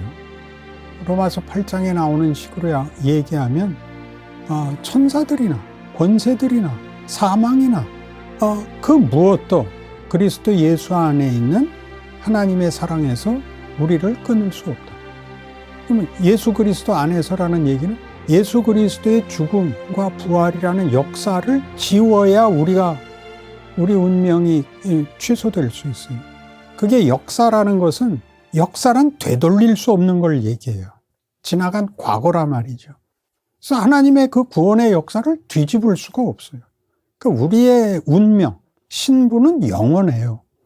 그 문제는 그런데 왜 이 꼴이냐잖아요. 그러니까 수준에 관한 싸움이라고요. 전부 내가 믿었는데 하나님이 기대만큼 안 해주냐도 있고 난 왜 요 꼴이냐가 있단 말이에요. 예수 잘 믿고 싶다. 근데 잘 믿는다는 게 뭐예요 도대체? 그게 우리 부흥 시대에는 전도 많이 하는 거였어요. 그리고 봉사 많이 하는 거고 그리고 마음이 평안한 거죠. 예수 믿으면 마음이 평안하지 않아요. 그건 생각 없는 사람들만 평안해요. 생각을 하면 인간이란 하나님이 그렇게 지었어요. 더 높이, 더 깊이, 더 큰 만족을 지향해요. 생명이 사망을 거부하듯이 인간이 살아있는 이상 그의 영혼이 살아나면 더 높은 곳을 향하게 되어 있지 이 정도면 됐어 해서 중단하지 않는다고요. 그게 이제 가장 큰 문제죠. 이 문제에 가장 크게 오해를 하고 있는 집단이 있습니다. 그걸 구원파라고 합니다. 구원파라는 건 뭐냐면 예수를 믿고 구원을 받았으면 그 다음에 만사형통하다고 얘기하는 데가 구원파예요. 구원파의 이제 시조격은 그 워치만 니라는 사람입니다. 굉장히 은혜롭습니다. 신령합니다. 근데 그 책이 1970, 80년대에 유행을 했었어요. 왜 유행을 했냐면 그 전까지는 국내에 신앙서적이라는 것이 죽으면 죽으리라 하나밖에 없었어요. 근데 죽으면 죽으리라에 우리가 이제쯤 돌아볼 수 있는 거는 그 글을 쓰신 안희숙 씨는 순교 시대에 그 모든 걸 목격했지만 자신은 못 죽었어요. 그래서 그 책을 쓴 이유가 이런 회개하는 마음이었어요. 순교를 거부당한 열등생, 하나님이 순교를 허락하시지 않은 못난 인생으로 그걸 증언했다고요. 그러니까 그걸 보면서 전부 우리 마음에도 괴뢰군이 내려와서 총 겨누고 공산당이 너 예수 믿으면 죽일 거야 그러면 죽여. 그러려는데 공산당이 내려와서 총을 겨누어야 죽죠. 그래서 현실을 어떻게 살아야 되는지 정말 막막해지기 시작했는데 구원파가 들어온 거예요. 말씀사에서 냈어요. 그 생명의 말씀사에서 내면 그 정당한 책이에요. 근데 그 내용이 구원파적 내용이라는 거는 한국교회가 다 모르고 있어서 나왔죠. 할 수 없는 걸 하려는 거예요. 모든 걸 미치고. 근데 현실은요, 이렇게 다 못해요. 그게 예화가 제가 기억나는데, 산비탈에 농사를 짓고 있는 예수 믿는 사람이 제일 위칸에 논을 갖고 있는 거예요. 아침에 나가보니까 아랫논에 있는 사람이 물꼬를 터서 물이 다 빠진 거예요. 그날 또 물을 길어다가 채우고 막아놨는데 아침에 가보니까 또 열려 있는 거예요. 그래서 하나님께 기도한 거예요. 하나님, 제가 더 이상은 못 참겠습니다. 제가 하루 종일 애를 써서 물을 길어다가 내 논을 채웠는데 그거를 물꼬를 저렇게 터서 가져가는데 어떻게 하면 좋습니까? 그랬더니 하나님이 아랫논부터 채우고 윗논에 네 논을 채워라. 그래서 이분이 그 다음 날은 나가서 아랫논을 채우고 자기 논을 채웠더니 아랫논 사람이 물꼬를 안 텄다는 거예요. 얼마나 감격스러워요. 살아보면 그렇게 할 수가 없어요. 내 논 물 채우는데 이미 기진맥진인데 언제 아랫논을 또 채워요? 할 수 없다고요. 그런 할 수 없는 일을 제시했는데 왜 그게 통용이 됐느냐 하면 현실적으로 그런 일을 당하지 않는 상황에서는 그게 하나의 소원으로, 하나의 이상으로 자기의 진심을 그것으로 뭐라 그래야 될까요? 포장을 하거나 꾸밀 수가 있어요. 한국교회가 부흥을 하고 계속적으로 부흥을 하면 좋겠는데 안 그런가? 즉 후유증을 맞아야 되는 거예요. 애만 많이 낳는 게 다가 아니다. 잘 가르쳐야 된다에 직면한 거죠. 그러니까 우리가 아직도 과거로 돌아가자라고 얘기하는 건 역사를 모르는 것이죠. 초대교회로 돌아가자 그래요, 자꾸만. 초대교회에서 지금까지는 2000년 역사예요. 2000년 역사에 교회사 속에서 일어났던 많은 시행착오들, 또 좋은 유산들이 우리에게 오늘 더 나은 사람, 더 나은 업적을 남길 수 있게 작용하도록 굴어야 돼요. 그래서 이런 문제에 교회들마다 다 좋은 신앙 고백을 갖고 모였는데 교회는 실제로는 평탄하지도 않고 시원스러운 발전이 없어요. 가족하고 똑같아요. 좀 매일 지지고 볶아요. 그러나 가족이 그렇듯이 교회도 그 끈끈한 연결성이 이 세상의 어떤 도전이나 심한 절망도 이기게 우리를 만드는 것이죠. 그래서 구원이 왜 시간과 연결되는가 하는 문제를 이렇게 얘기하는 겁니다. 그럼 그 속에서 구체적으로 이 시간 속에서 하나님이 이런 분별을 만들어내는 일, 우리의 경험 속에서 어떻게 하나님이 지혜를 만들어내서 우리를 수준 높은 데로 인도하시며 자유를 제대로 발휘하게 만드실까? 간절을 해야죠. 에베소서 5장 18절은 유명한 절입니다. 술 취하지 말라 이는 방탕한 것이니 오직 성령 충만을 받으라. 그 성령 충만은 우리 부흥 시대에 20세기 우리 한국교회의 성령 운동으로 충분히 경험을 한 이야기지요. 그래서 성령 충만을 받아야 성령의 열매를 맺을 수 있다라는 갈라디아서 5장도 이어나오게 됐고, 우리 인생에 신자답지 못할 때마다 성령 충만을 받지 않아서 그래 성령께 기도해 하는 지금의 우리 교훈도 만들어졌습니다. 그러나 에베소서 5장 18절에서 말하는 성령 충만은 그렇게 우리가 알고 있는 성령 운동과 성령의 충만함과 성령의 감동하심과는 다른 문제입니다. 왜냐하면 그 성령 충만을 뭐와 대비하고 있냐 하면 술 취하지 말라와 대비하고 있습니다. 술 취한 것하고 성령 충만하고는 너무나 양극적으로 반대 입장에 서 있는 건데, 성령 보통에서 성령 충만으로 이렇게 비교하지 않고 최악의 것으로 대비를 시켰을까 하는 겁니다. 그건 방탕한 것이기 때문이랍니다. 그러니까 방탕하다 그러면 우리는 도덕적인 것으로 생각할 것입니다. 그러니까 부도덕한 것이 방탕이라고 생각할 텐데, 에베소서에서 얘기하는 방탕은 낭비하는 것을 말합니다. 그러니까 탕자의 비유도 그가 나가서 허랑방탕한 것은 부도덕하게 술 많이 먹고 어디 가서 농땡이 치고 한 얘기가 아니라 아버지 밑에서 배워야 할 시간을 놓쳐버린 것을 의미합니다. 그래서 여기서 성령 충만은 성령께서 인도하시는 길로 자라나는 것을 말합니다. 그 가장 큰 이유가 에베소서는 전부 시간에 관해서 얘기하기 때문입니다. 에베소서 5장이 그렇습니다.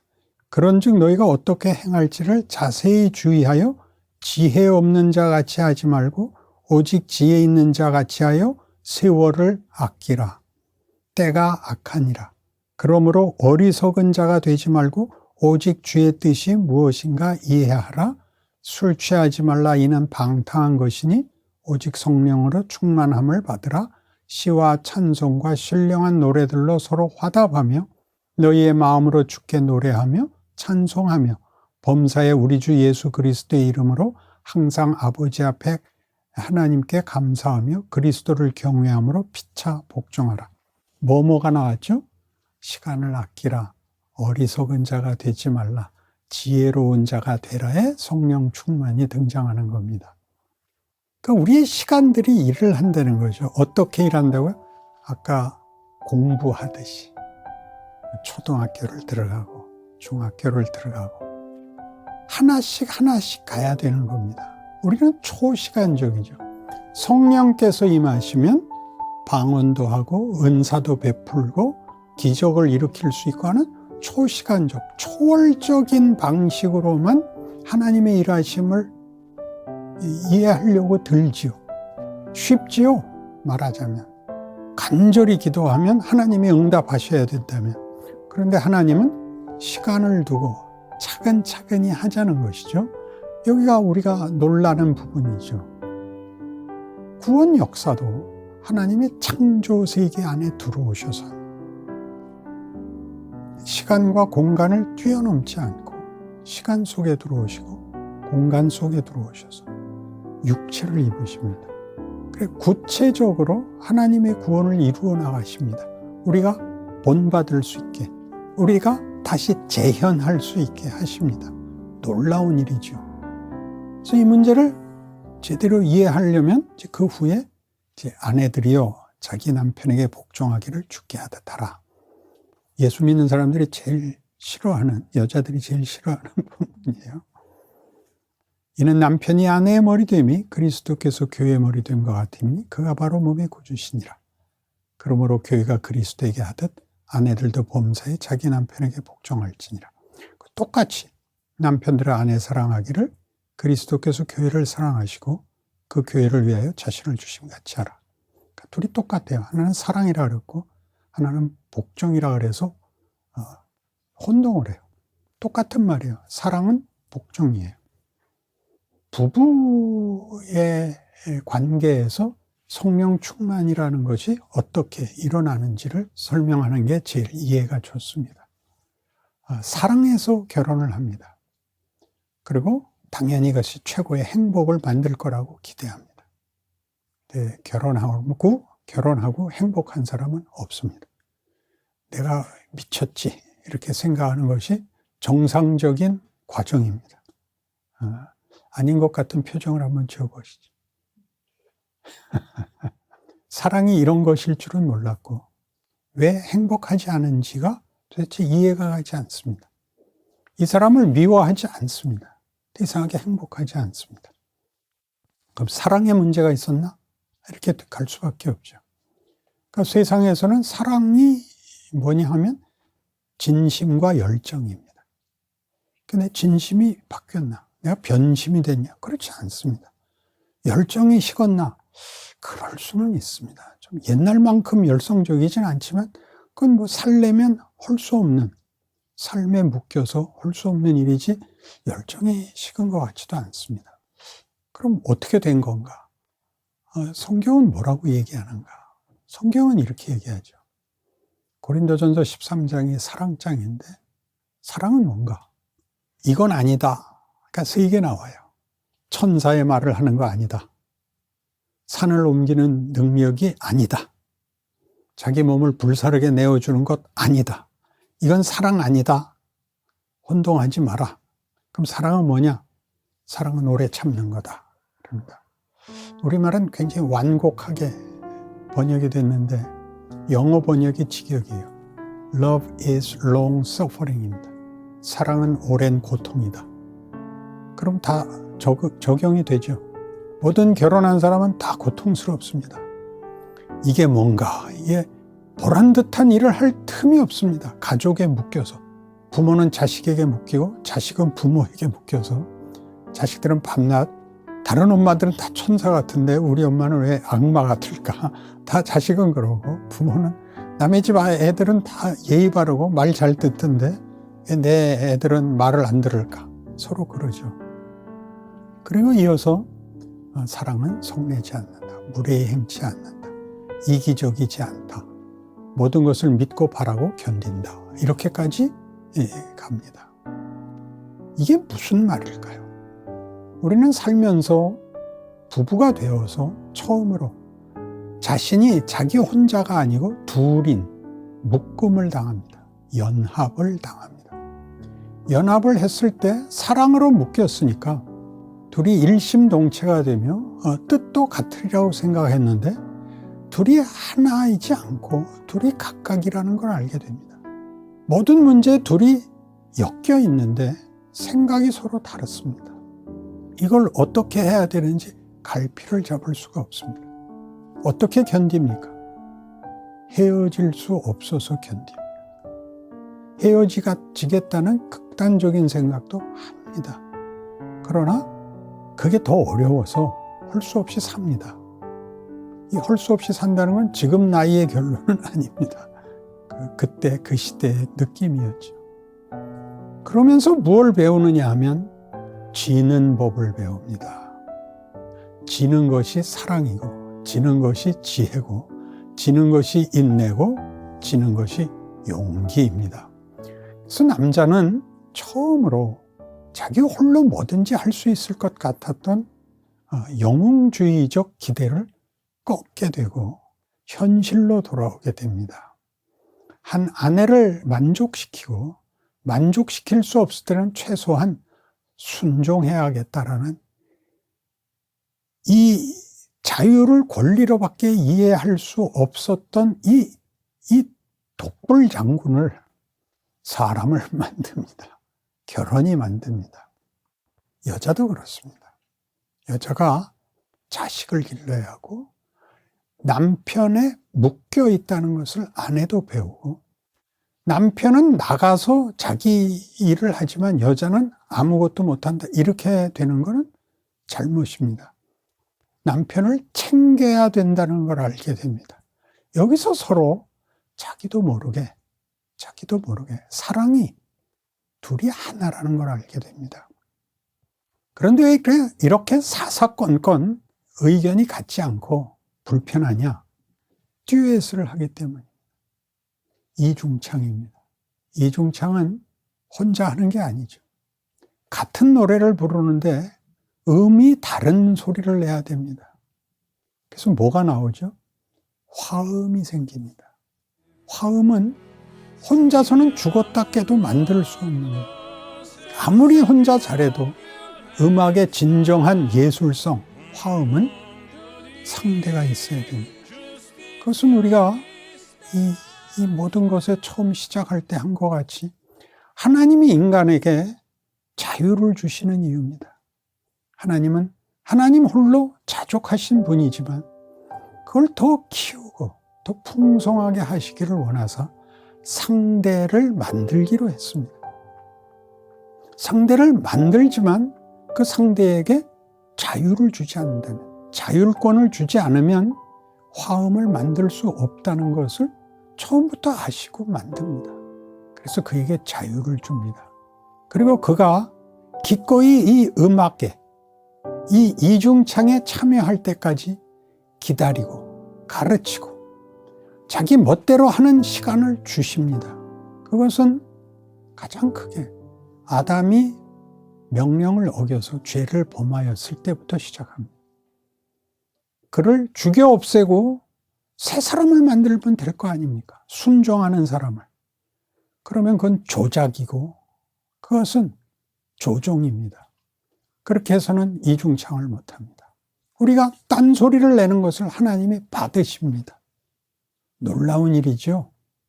그래서 부부는 결국 나중에 가서야 우리가 천생연분이었구나. 하나님이 당신을 나에게 줬구나. 이 시작이 굉장히 도련하거든요. 아들이여 자기 남편에게 복종하기를 주게 하라. 이거는 갑자기 다짜고짜 말도 안 되게 나오는 선언이거든요. 앞뒤 문맥이 없어 보이듯이. 하나님은 무슨 권리로, 무슨 배짱으로 나보고 남편에게 복종하라 그러고 아내를 위하여 자기 몸을 바쳐라 라고 그러십니까? 내가 너를 복되게 하려고 이 여자를 준비해서 네게 주었다. 나는 너를 영광스럽게 하려고 이 남자를 준비하고 여기까지 길러서 네게 주었다. 이제부터는 둘이 해야 되는 부분이다. 화음을, 중청을 해야 된다. 그렇게 얘기하는 것이 부부입니다. 그 부부가 현실을 갖고 있지 않으면 무슨 갈등이니 무슨 타협이니라는 것이 성립하겠습니까? 그렇게 크게 역사가 있고 그리고 각각의 인생이 있고 가족이 있는 것입니다. 그러니 우리의 현실이 하나님이 일하시는 현실이요, 하나님이 허락한 현실이요, 우리 보고 잘 크라는 현실이요, 조건이라는 걸 안다면 보다 적극적이요 담대해질 수 있다고 생각하는 것입니다. 많은 시행착오를 지나 그 시행착오들이 우리를 만듭니다. 싸워봤자 손해다. 우아한 세계라는 영화가 있습니다. 송강호 씨가 조폭으로 나오는 영화인데 아내와 딸이 아버지가 조폭인 게 꼴보기 싫어서 카나다로 이민 가버리고 이제 송강호 씨는 혼자 남아서 생활비 보내줘야 되는 거죠. 조폭이면 밤낮 성질 날 때 주먹 휘두르는 그 권력을 가진 게 아니라 먹고 살자는 겁니다. 훨씬 속 썩을 일이 많은 것입니다.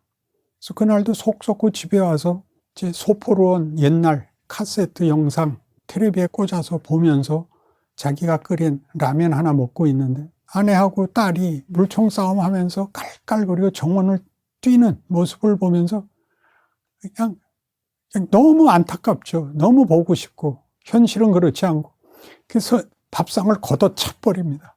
울면서. 그리고 이 화면 끝나고 그 다음에 뭘 했을 것 같아요? 밥상 찬 송강호가. 그렇습니다. 밥상을 치워야죠. 그럼 그 다음에 안 찹니다. 그 다음에는 치우기 쉬운 거 던지죠. 베개를 던지죠. 그 다음에는요, 안 던집니다. 험한 욕도요, 처음에는 아주 거친 말 하죠. 안 사느니 뭐니. 그 다음에는 안 하죠. 그렇게 성숙합니다. 모든 것이 편안해야 되는 외적 조건이 완성되어서 행복한 것이 아니라 우리가 그 모든 것 속에서 위대한 사람이 되는 그 지혜로운 성숙한 사람이 됩니다. 그게 이 구약 역사 전체입니다. 사사기의 실패, 열왕기의 실패, 그러고도 회복시키죠. 멸망시키려고 하나님이 심판을 하시는 것이 아니라 언제나 더 잘하자라고 새 판을 깔아주시는 겁니다. 그렇게 우리의 인생이 예수를 믿는다는 게 얼마나 대단한 조건 속에 있는가를 안다면 지금보다 조금 더 나은 신앙과 그런 증거를 우리가 만들 수 있으리라 생각합니다.